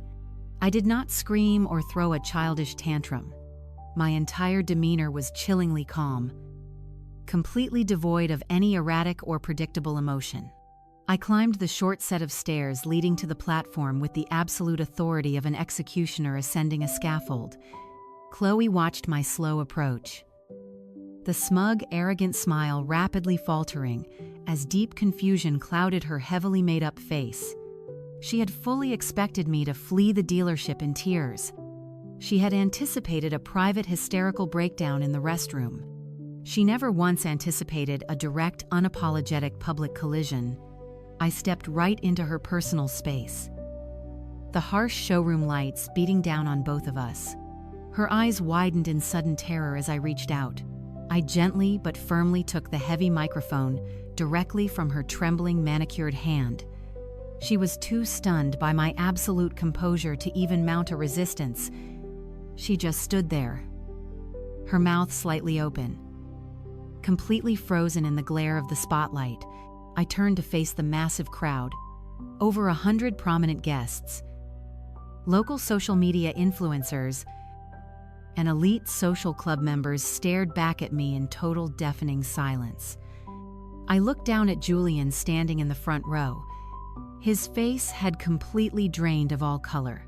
He looked exactly like a man watching a massive avalanche hurtle directly toward his unprotected body. I raised the microphone to my lips. My voice echoed through the high-end surround sound speakers. Crisp, perfectly modulated, and absolutely lethal. I completely agree with Chloe, I announced, letting the clear words ring out across the cavernous room. You truly should not be selfish with family. For example, you should not be selfish with the $200,000 stolen directly from my corporate operating account to pay for this venue's commercial lease.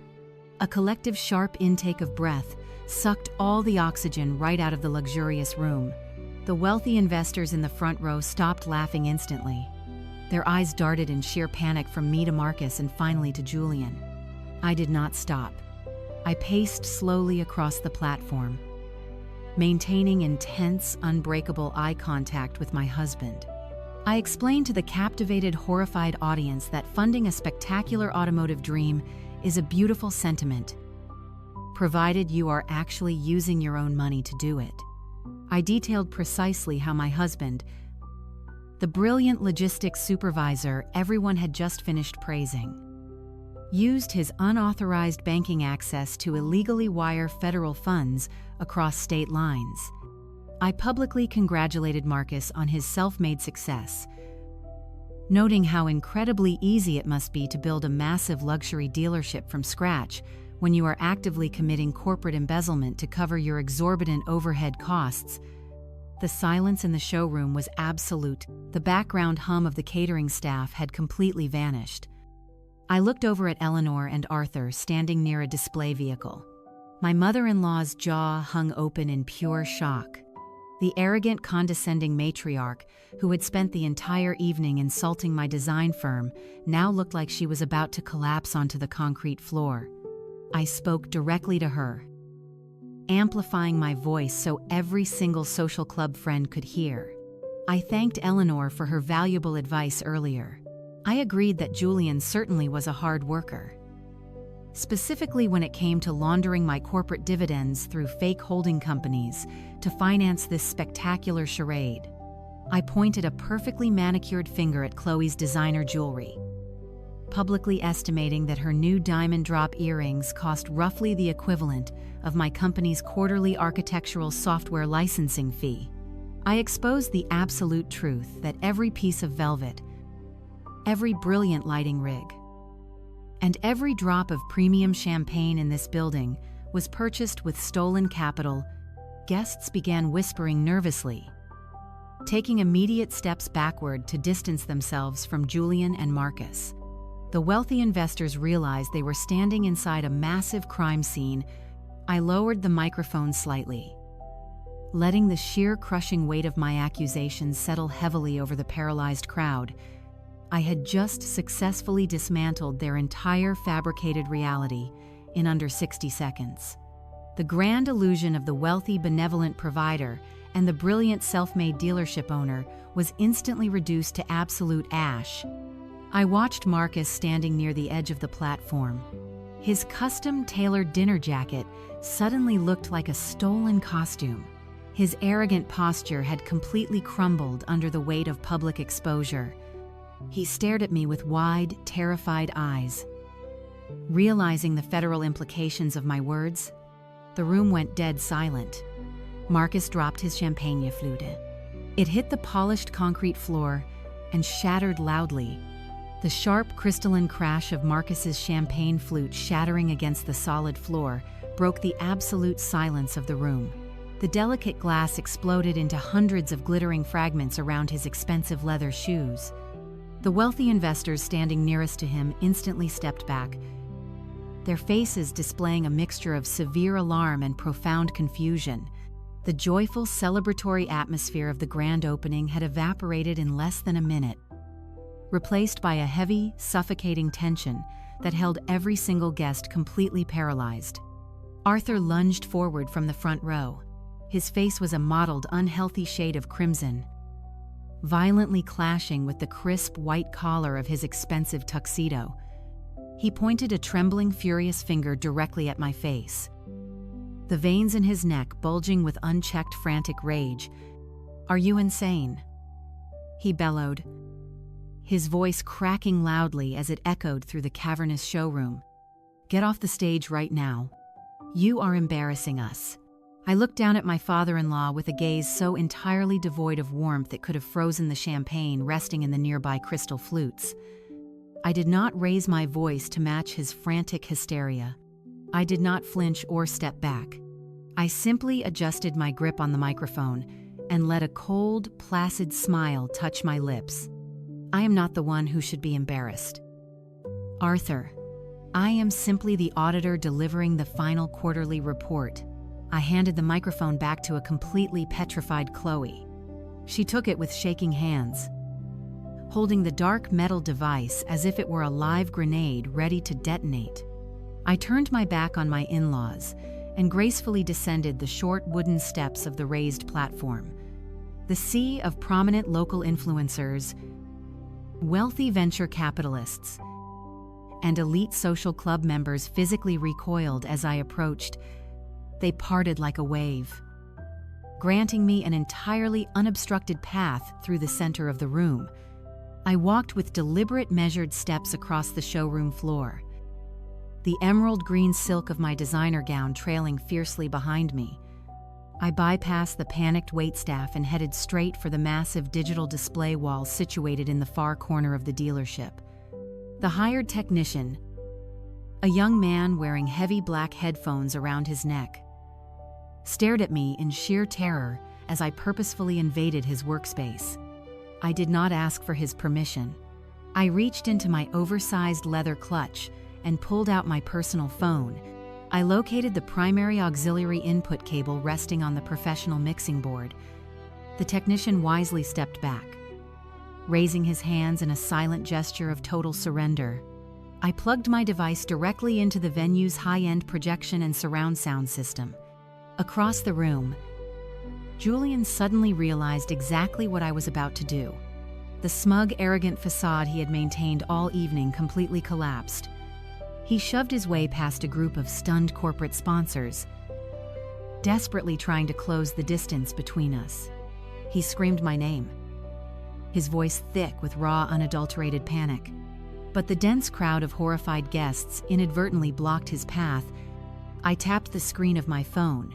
A massive LED projection instantly illuminated the pristine wall directly behind the main display vehicles. The high-definition image bathed the entire dealership in a harsh, unforgiving light. It was the hidden photograph I had meticulously extracted from his digital vault just days prior. The picture displayed a lavish, incredibly expensive fourth birthday party hosted at a premium botanical garden. The crowd gasped in perfect unison. Projected right in front of them was a towering image of Julian grinning brightly and holding a small, sharply dressed young girl high upon his broad shoulders. The girl had Julian's exact jawline, his exact nose, and his unmistakably piercing green eyes. It was a flawless genetic copy. But the child was only the beginning of the sheer devastation. Standing right beside my husband in the massive projection was a young, attractive woman with long blonde hair. Smiling radiantly at the camera, this was Vanessa, the mistress whose luxury beachfront villa I was currently supposed to be financing with my stolen home equity. Flanking the happy illicit couple were the rest of the parasites. Chloe and Marcus were standing there completely embracing the illegitimate family. Marcus, a man who loved projecting an image of absolute moral superiority and high-class sophistication, was laughing joyfully in the photo, fully complicit in the ultimate betrayal. Arthur and Eleanor were positioned right in the center of the frame, beaming with absolute, unadulterated joy. Eleanor, who had spent the evening looking down her nose at everyone, now leaned heavily against a luxury vehicle, clutching her chest as if she had been physically struck. They were proudly celebrating a secret granddaughter while I was grinding through 80-hour work weeks to fund their very existence. The collective shock in the room was dense and suffocating. The social club friends who had just praised Julian for his upstanding moral character now stared at the massive projection in total disgust. They realized they were not just attending a dealership opening funded by corporate embezzlement. They were standing in a room hosted by a man who had funded a secret second family using his wife's stolen capital. Fully supported by his enabling parents and his deceitful sister and brother-in-law, the entire fabricated illusion of their wealthy, morally superior family was burned to the ground in a single, undeniable photograph. Julian finally broke through the wall of guests. He lunged toward the control booth, his tuxedo jacket riding up his arms, his face twisted in absolute desperation. He yelled at the technician to cut the power, demanding someone pull the plug on the massive display. The private security guards, realizing the rapidly escalating hostility of the situation, immediately stepped in front of my husband. They pressed their strong hands against his chest, physically restraining him from reaching the control board. He thrashed against their tight grip, screaming that the photos were completely fabricated. But I was not finished. A photograph only proved their deep moral bankruptcy. I needed to prove their federal crimes to the entire room. I kept my eyes locked directly on Julian as he struggled against the security personnel. Next, I navigated seamlessly to the pristine audio file I had recorded on the morning car ride. I adjusted the main volume slider on the mixing board, pushing it to maximum capacity. I hit play. The heavy bass of the venue's surround sound system crackled for a split second before Chloe's shrill, frantic voice echoed through every single speaker in the building. The audio was crystal clear, completely drowning out Julian's desperate protests. Chloe's voice echoed through the dealership. "Did you wire the 200? Nulla yet. You better keep that idiot Victoria distracted so she does not check her corporate accounts. Oh, and Vanessa says the kid needs her private equestrian club fees paid by Friday." The audio file ended with a sharp digital click. The deafening silence that followed was heavy enough to crush the breath right out of the room. For 5 agonizing seconds, absolutely no one moved. The massive high-definition projection of Julian's secret second family continued to glow brightly against the back wall, bathing the horrified audience in a harsh, unforgiving light. Then total chaos erupted. The immaculate showroom instantly transformed into a zone of absolute social carnage. The wealthy corporate investors who had previously praised my husband's non-existent business acumen began scrambling backward physically, retreating from the blast radius of his exposed crimes. Dozens of smartphones were immediately pulled from designer pockets and beaded evening bags. The prominent social media influencers in the front row activated their cameras, their screens glowing brightly as they live-streamed the catastrophic collapse of the automotive empire. Flashes illuminated the venue, capturing every single angle of the devastating betrayal. Eleanor realized the severe magnitude of her public destruction. The arrogant matriarch who had spent the entire evening insulting my career and parading around in her silver pantsuit could not handle the reality of her social ruin.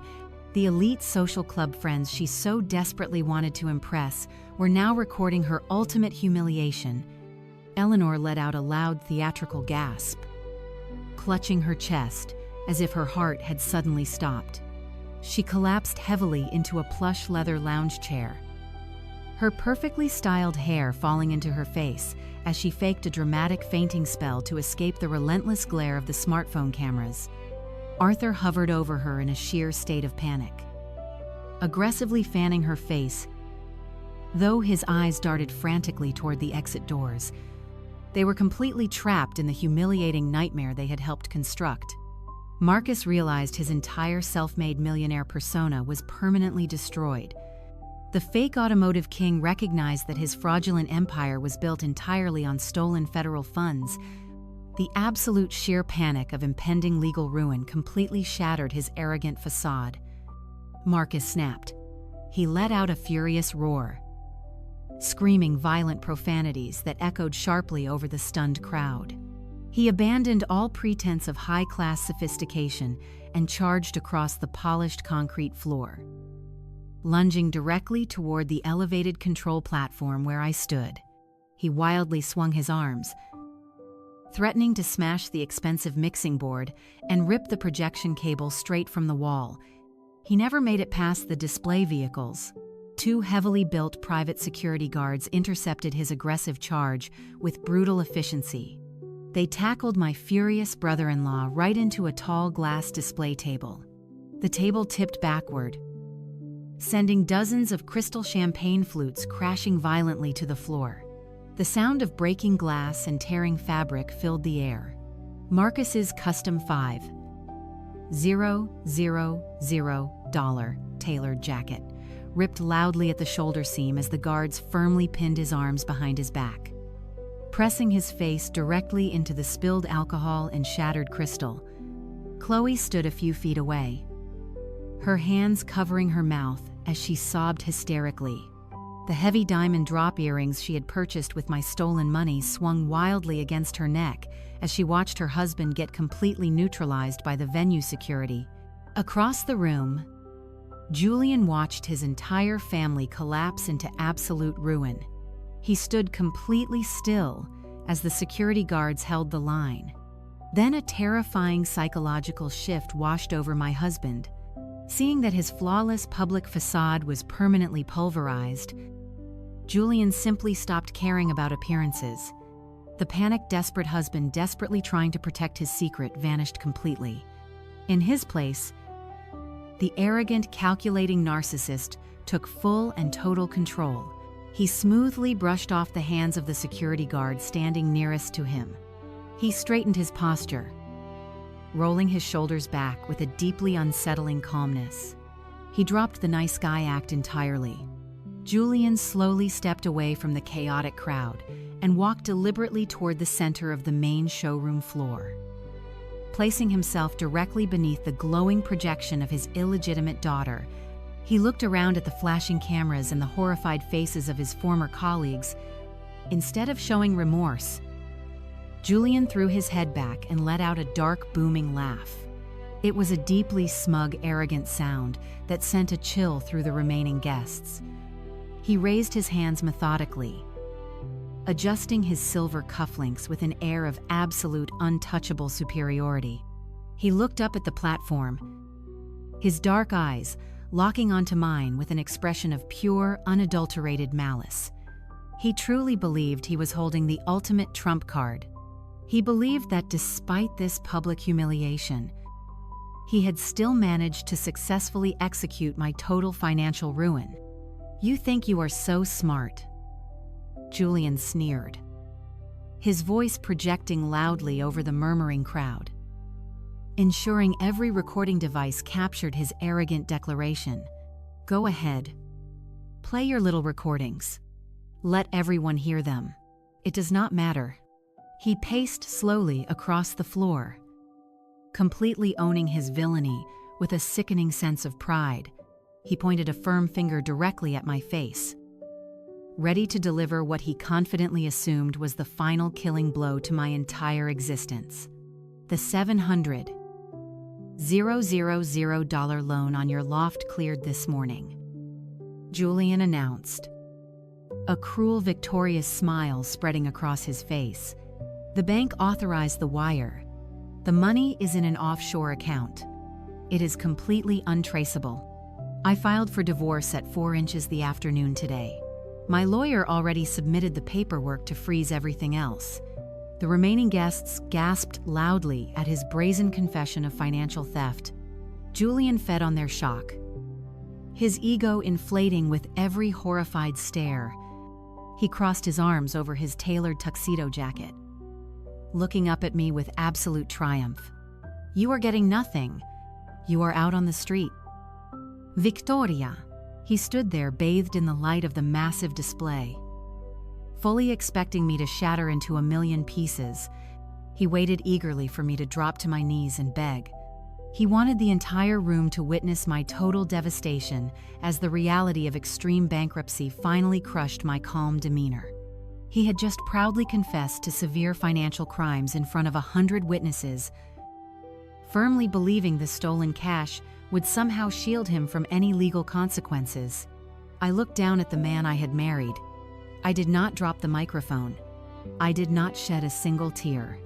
I let the heavy-loaded silence stretch across the devastated showroom, allowing his arrogant confession to permanently cement his fate.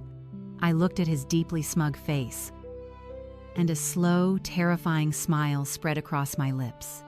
I leaned slightly toward the microphone, my voice dropping to a soft, lethal whisper that echoed clearly through the massive speakers. Oh, Julian. Did you really think I did not know?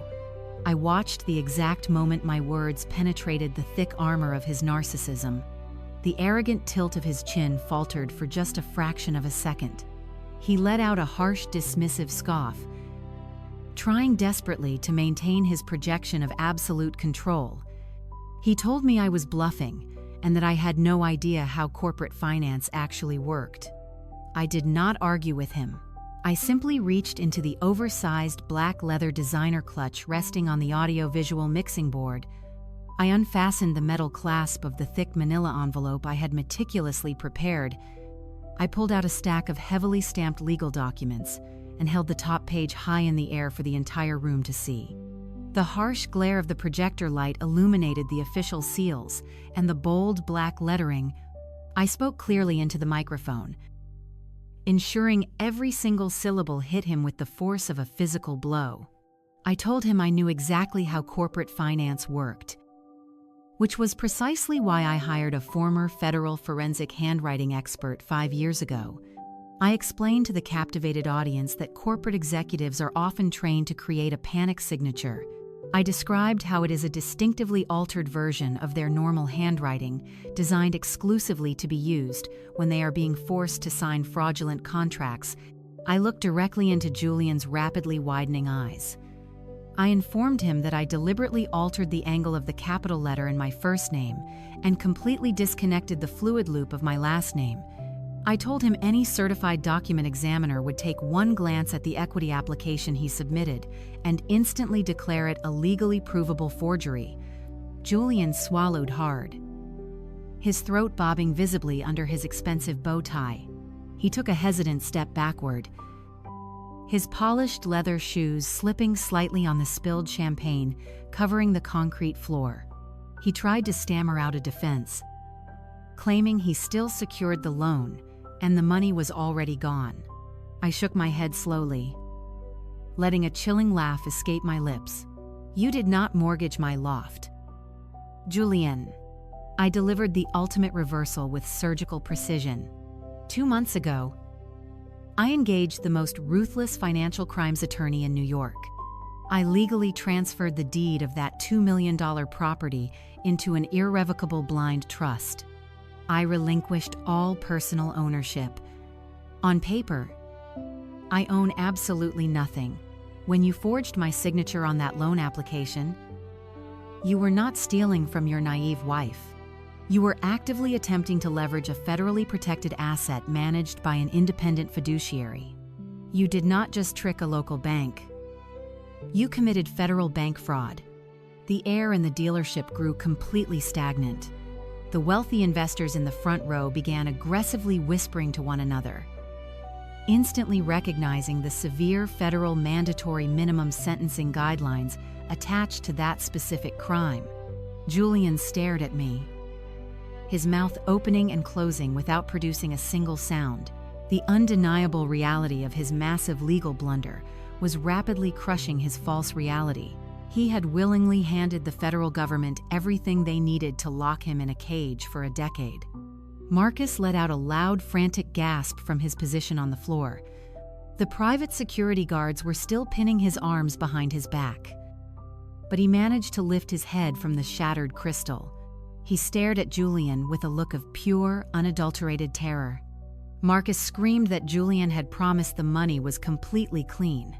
Marcus yelled that Julian swore the startup capital was perfectly safe to use for the commercial lease. I turned my attention away from my paralyzed husband and focused my icy gaze entirely on my arrogant brother-in-law. I adjusted my posture, standing tall and projecting absolute authority. I told Marcus he should never accept financial advice from a mid-level supervisor who cheats on his wife. I pulled the second document from my stack. It was the certified tracking report provided directly by my corporate banking liaison. And regarding that $200,000 you wired to Marcus this morning, I continued, my voice echoing relentlessly across the grand showroom. You did not wire those funds from my corporate operating account. The second I discovered your pathetic plan, I contacted the Internal Revenue Service Criminal Investigation Division. I officially surrendered control of that specific account and flagged it as a honeypot for an ongoing internal fraud investigation. I worked directly with federal agents to monitor the transaction. Julian stumbled backward, hitting a display vehicle. His legs completely gave out. He gripped the polished hood of the car to keep himself from collapsing onto the floor. I delivered the second lethal hit without a single ounce of mercy. You transferred flagged federal funds across state lines, I announced. The moment you clicked confirm on that transfer, you committed wire fraud. And Marcus, the exact second you accepted that stolen federal cash to secure the commercial lease for this building, you committed aggressive money laundering. The federal government has been tracking every single cent you spent on these brilliant lighting rigs and imported sports cars. You built your entire automotive empire inside a federal trap. The smug, victorious smile that had defined Julian's entire existence vanished completely. The healthy flush of color violently drained from his face, leaving his skin an ashen, sickly gray. The realization of his absolute, inescapable destruction hit him with the force of a freight train. He was not going to a luxury offshore account. He was not moving into a beachfront villa with Vanessa. He was going to federal prison. And he had dragged his sister's husband right down into the abyss with him. Marcus started hyperventilating on the floor. His chest heaved with rapid, shallow breaths as sheer panic overtook his nervous system. Chloe dropped to her knees beside him, her heavy diamond earrings swinging wildly as she screamed for someone to call a doctor. Eleanor remained slumped in her chair, weeping uncontrollably into her hands, while Arthur stood frozen in a state of total catatonic shock. Their entire world was burning to the ground in front of 100 prominent witnesses. The heavy, suffocating silence inside the dealership was suddenly broken by a sound coming from the busy city streets outside. It started as a faint, distant wail echoing off the tall glass skyscrapers. Within seconds, the sound grew exponentially louder. Piercing through the thick glass windows of the showroom, sirens were howling in the night air, their aggressive rhythmic alarms cutting through the tension. I watched the flashing red and blue lights begin to reflect off the polished concrete floors, growing rapidly closer with every passing second. The heavy double-paned glass doors at the front entrance of Apex Automotive Group did not just open, They were violently thrust apart with a force that sent a sharp gust of freezing New York wind rushing straight into the sweltering, panic-stricken showroom. The heavy banners near the reception desk whipped frantically in the sudden draft. The flashing red and blue emergency lights outside now poured directly through the unobstructed entryway, casting harsh, alternating shadows across the imported vehicles and illuminating the terrified faces of the wealthy guests. Through that dramatic threshold stepped Veronica. My corporate attorney did not wear a tactical vest or carry a weapon. Yet, she commanded the space with a lethal, undeniable authority. She wore a razor-sharp black suit and carried a sleek leather briefcase, walking into the chaotic dealership with the absolute composure of an apex predator entering a familiar hunting ground. Flanking Veronica, moving with highly synchronized tactical precision, were 5 federal agents. 3 of the men wore dark windbreakers with the bright, unmistakable yellow lettering of the Federal Bureau of Investigation printed squarely across their backs. The other 2 agents represented the Internal Revenue Service Criminal Investigation Division, their expressions carved from solid stone. They did not pause to admire the luxury cars or the premium champagne stations. They fanned out immediately, pushing past the velvet ropes and establishing total operational control over the venue within a matter of seconds. The lead FBI agent, a tall, broad-shouldered man with a deeply authoritative presence, stepped forward. He did not need a microphone to make his voice heard over the absolute suffocating silence of the showroom. His tone was sharp, professional, and entirely devoid of any sympathy. "Julian, Clue, and Marcus," the agent announced, his booming voice echoing off the high industrial ceilings. "You are under arrest for conspiracy to commit wire fraud, Bankfraud, and money laundering." The words hung in the air like a physical death sentence. The swift metallic rasp of heavy steel handcuffs being pulled from tactical belts echoed sharply across the room. The sound broke whatever fragile, desperate illusion my husband and his family were still clinging to. The reality of federal prison had officially arrived at their lavish grand opening. The security guards who had previously pinned Marcus to the floor quickly stepped away, backing into the crowd with their hands raised to signal complete compliance with the federal authorities. The moment the physical restraint was lifted, Marcus did not try to run. He did not try to fight or argue his innocence. The fake automotive king completely shattered. He collapsed onto his knees, his torn custom-tailored jacket soaking up the spilled champagne. He began sobbing hysterically, wrapping his arms around his own chest and rocking back and forth on the ruined concrete floor. The arrogant bravado he had projected all evening was entirely gone, replaced by the pathetic, weeping reality of a man who knew his entire life was over. 2 federal agents marched directly toward the stage where Chloe was standing. As they aggressively grabbed her arms to pull them behind her back, her mind completely snapped. The heavy diamond drop earrings she had purchased with my stolen money swung violently against her neck as she thrashed against the agent's tight grip. She refused to look at me or her husband. Instead, she twisted her head and began screaming frantically at her parents. She shrieked at Arthur and Eleanor to do something, demanding they call a lawyer, begging them to use their money to stop the arrest. She wailed that she could not go to jail and that she was not supposed to be humiliated like this. The IRS agents moved straight for Julian. My husband did not fight. He did not scream or cry like his sister and brother-in-law. He stood perfectly rigid, completely paralyzed by the sheer magnitude of his defeat.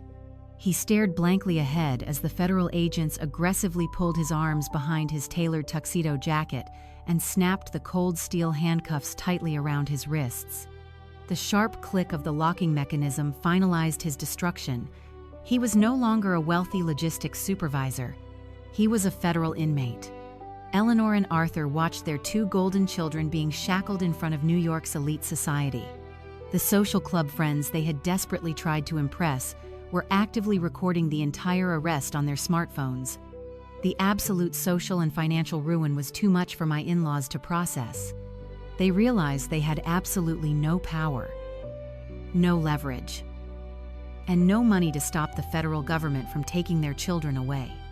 In a state of sheer, unadulterated desperation, Eleanor and Arthur turned their frantic eyes toward me. They scrambled across the showroom floor, completely abandoning all pretense of high-class sophistication. They threw themselves at my feet, literally falling heavily onto their knees, right in front of the audio-visual stage. Eleanor reached out with trembling, manicured hands and grabbed tightly onto the fabric of my emerald green silk gown. "Victoria, please." Eleanor sobbed, tears ruining her expensive makeup and streaking dark mascara down her pale cheeks. "You have to stop them. Tell the agents it is a massive misunderstanding. Tell them it was just a domestic dispute over business funds. We are family. Victoria, we are your family. You cannot let them take Julian away." Arthur grabbed the other side of my dress, his pompous demeanor completely obliterated. He wept openly, his face tilted up toward mine in absolute submission. "We will give the loft back," Arthur begged, his voice cracking with panic. "We will cancel the dealership lease. We will make Marcus pay back every single dollar. Just please call off your lawyer. Tell them we made a mistake. We will do anything you want." I looked down at the two pathetic figures groveling at my feet. These were the same people who had mocked my career, funded my husband's secret mistress, and gleefully celebrated the planned theft of my premarital home. They had gladly watched me work 80-hour weeks to finance their luxurious delusions, fully intending to leave me bankrupt and homeless. I did not feel a single ounce of pity. My heart was a steady rhythmic drum of absolute cold justice. I reached down and firmly grasped the expensive emerald silk fabric of my designer gown. With a sharp, powerful, and deliberate motion, I violently yanked the material straight out of their desperate, clinging hands. Eleanor stumbled forward, her palms slapping flat against the cold concrete floor.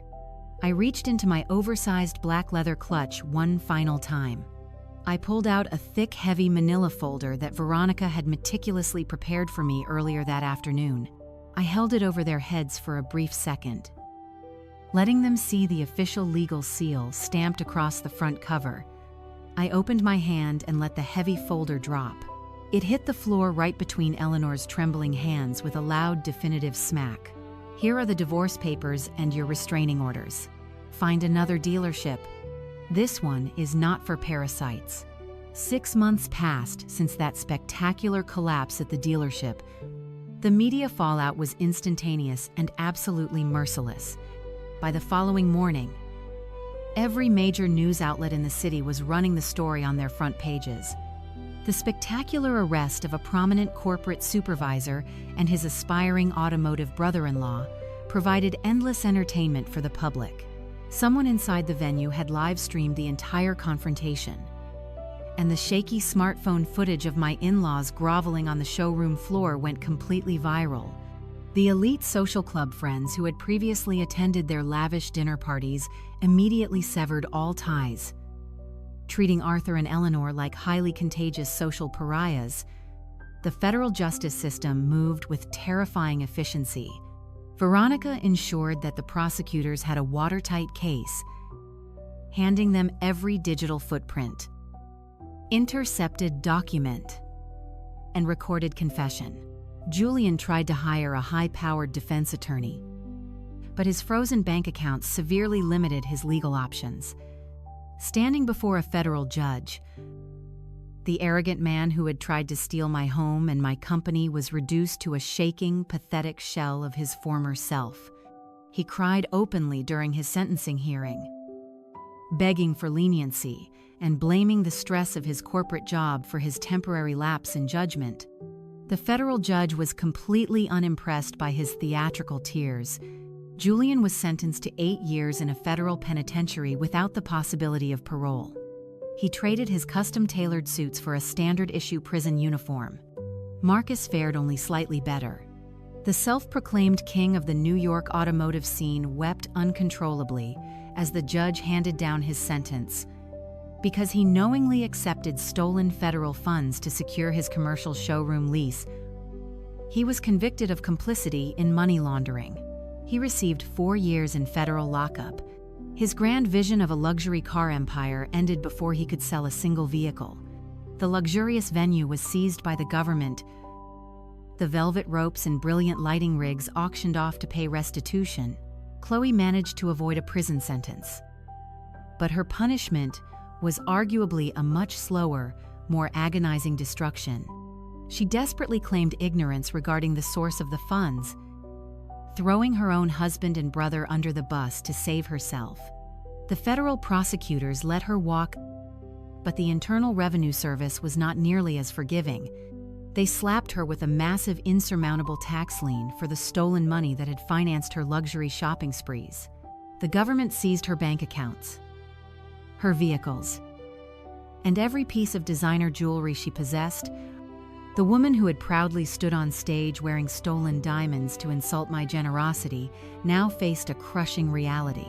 Without her husband's fake wealth or her parents' financial support, Chloe was forced to enter the manual labor force. She currently works as a night shift cleaner at a budget motel on the outskirts of the city, scrubbing dirty floors and changing cheap bed linens just to survive. The ultimate ruin, however, fell squarely upon Arthur and Eleanor. They refused to accept the reality of their golden children's guilt. In a desperate, delusional attempt to keep Julian and Marcus out of federal prison, my former in-laws completely drained their own life savings. They hired a team of expensive defense attorneys, liquidating their retirement portfolios and taking out massive personal loans they could never possibly repay. When the guilty verdicts were handed down, Arthur and Eleanor were left with absolutely nothing. They were forced to declare total bankruptcy. The bank foreclosed on their pristine suburban home, evicting them with only the possessions they could fit into a few cardboard boxes. The arrogant matriarch and patriarch who had looked down on my architectural firm as a cute little hobby now lived together in a tiny, dilapidated studio apartment. They rely entirely on government assistance to purchase their weekly groceries. As for Vanessa, her luxurious dreams evaporated the exact moment the federal agents placed Julian in handcuffs. She had spent months bragging to anyone who would listen about the spectacular beachfront villa her wealthy boyfriend was purchasing for her. When she realized that the $700,000 home equity loan was completely fraudulent and that Julian's assets were entirely frozen, her loyalty vanished instantly. She did not attend a single one of his court hearings. She did not write him letters or offer any emotional support. The very next day, Vanessa packed up her 4-year-old daughter, abandoned her apartment, and moved completely out of state. She disappeared into the wind, searching for a new target to fund her expensive lifestyle. Julian lost his freedom, his marriage, his wealth, and his secret second family, all in one single devastating sweep. I followed the legal proceedings closely through Veronica, maintaining my distance from the actual courtroom drama. I spent those 6 months pouring my energy back into my company, watching my profit margins expand rapidly. Now that the parasitic drain on my accounts was permanently severed, I felt an incredible, profound sense of peace. On a quiet Tuesday afternoon, my executive assistant walked into my office and placed the day's mail on my drafting desk.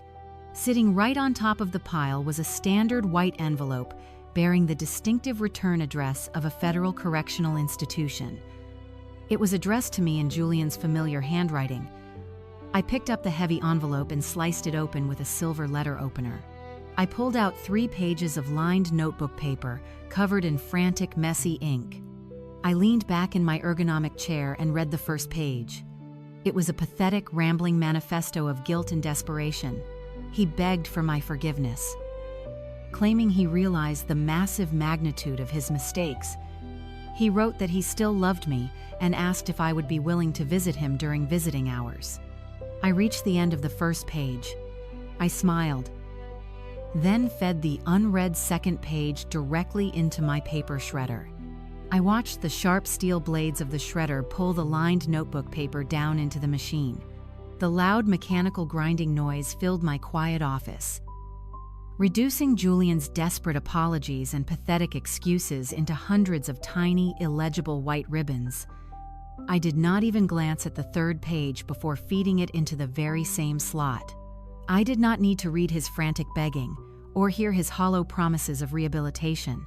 His handwritten words held absolutely no power over me anymore. He was a ghost from a past life I had successfully amputated. I emptied the shredder bin directly into the recycling container, dusted off my hands, and completely erased him from my mind forever. My life belonged entirely to me now, and I would never again allow an opportunistic manipulator to infiltrate my personal sanctuary. I took a deep breath, inhaling the quiet calm of my secure office, ready to face the future. Present day. It has been exactly 1 year since that spectacularly chaotic evening at the dealership. I am standing in my brand new corporate headquarters. We outgrew the old office space months ago. I now occupy a sprawling penthouse suite on the top floor of a premier building in the heart of the Manhattan commercial district. The floor-to-ceiling glass windows offer a breathtaking, unobstructed view of the sprawling city skyline and the deep blue expanse of the surrounding water. The morning sunlight pours across my imported marble desk, illuminating a workspace entirely devoid of the toxic stress that used to define my daily existence.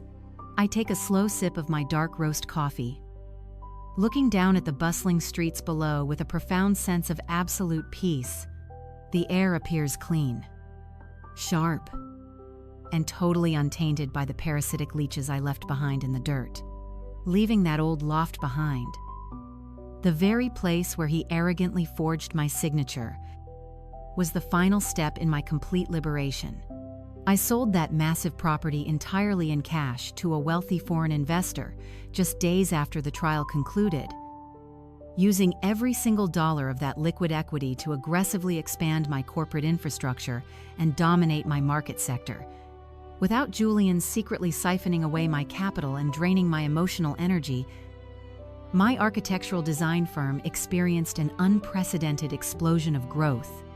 In just 12 months, my company has completely tripled in overall market value. We secured massive multi-year contracts with 3 major international real estate developers, completely dominating the regional design market. We expanded our workforce, hired top-tier executive talent away from our biggest competitors, and aggressively acquired 2 smaller competing startup firms. The so-called Little Design Project my arrogant former mother-in-law loved to mock is now actively shaping global market trends and setting industry standards across the entire country. I am no longer just a successful founder navigating the challenging corporate ladder. I am a highly respected industry titan. My financial portfolios, still heavily protected within the impenetrable walls of my irrevocable blind trust, reflect a level of generational wealth that Julian and his greedy family could never even begin to comprehend. They foolishly traded their freedom for a cheap temporary illusion, while I quietly and methodically secured a massive permanent empire that nobody can ever take away from me.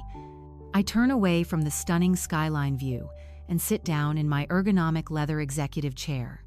Resting in the center of my desk is a thick stack of newly drafted legal documents prepared by Veronica. I am not reviewing defensive strategies or asset protection plans. Today, I am finalizing the charter for a brand new nonprofit organization I personally founded and fully endowed. It is an aggressive, comprehensive financial literacy and legal defense scholarship program specifically dedicated to helping women escape financial abuse. The fund provides victims with ruthless forensic accountants, elite corporate attorneys, and the emergency capital required to untangle themselves from manipulative partners who use money as a weapon of control. We help them restore their ruined credit scores, secure, safe, independent housing, and legally prosecute the spouses who tried to leave them destitute. I am using the exact same strategic tactics that saved my life to arm other women with the legal heavy artillery they need to completely obliterate their abusers. Every time I sign an approval grant for a new applicant, I feel a deep resonating sense of genuine happiness. Turning my darkest betrayal into a weapon for justice has healed me completely. I cap my heavy silver pen and look out the massive window one last time. Watching the tiny cars move through the distant city streets below, society pushes a very specific, highly damaging narrative about loyalty, family, and blind forgiveness. They told me blood is thicker than water. They tried to convince me that familial obligation requires you to quietly endure disrespect, blatant financial theft, and constant emotional manipulation just to keep the peace at the holiday dinner table. They expect successful women to shrink themselves to protect the fragile egos of insecure men. But I learned the hard way that sometimes blood is just a leech trying to drain you dry. When you finally identify a parasite actively destroying your financial and emotional foundation, you do not try to negotiate with it. You do not sit down and try to offer it a second chance to feed off your hard work. You surgically remove it. You sanitize the wound, and you move forward into the future with absolute unyielding strength. The greatest revenge is not explosive anger or public screaming matches. The greatest revenge is achieving absolute untouchable success and executing a brilliant legal strategy with terrifyingly cold precision. Have you ever had to use the law to permanently protect yourself from the greedy people who were supposed to love you? Share your personal stories in the comments below. Do not forget to like and subscribe. And please remember, never let anyone mistake your silence for weakness. The gripping story of Victoria's strategic triumph over her deceitful husband and toxic in-laws offers a masterclass in self-preservation and emotional regulation.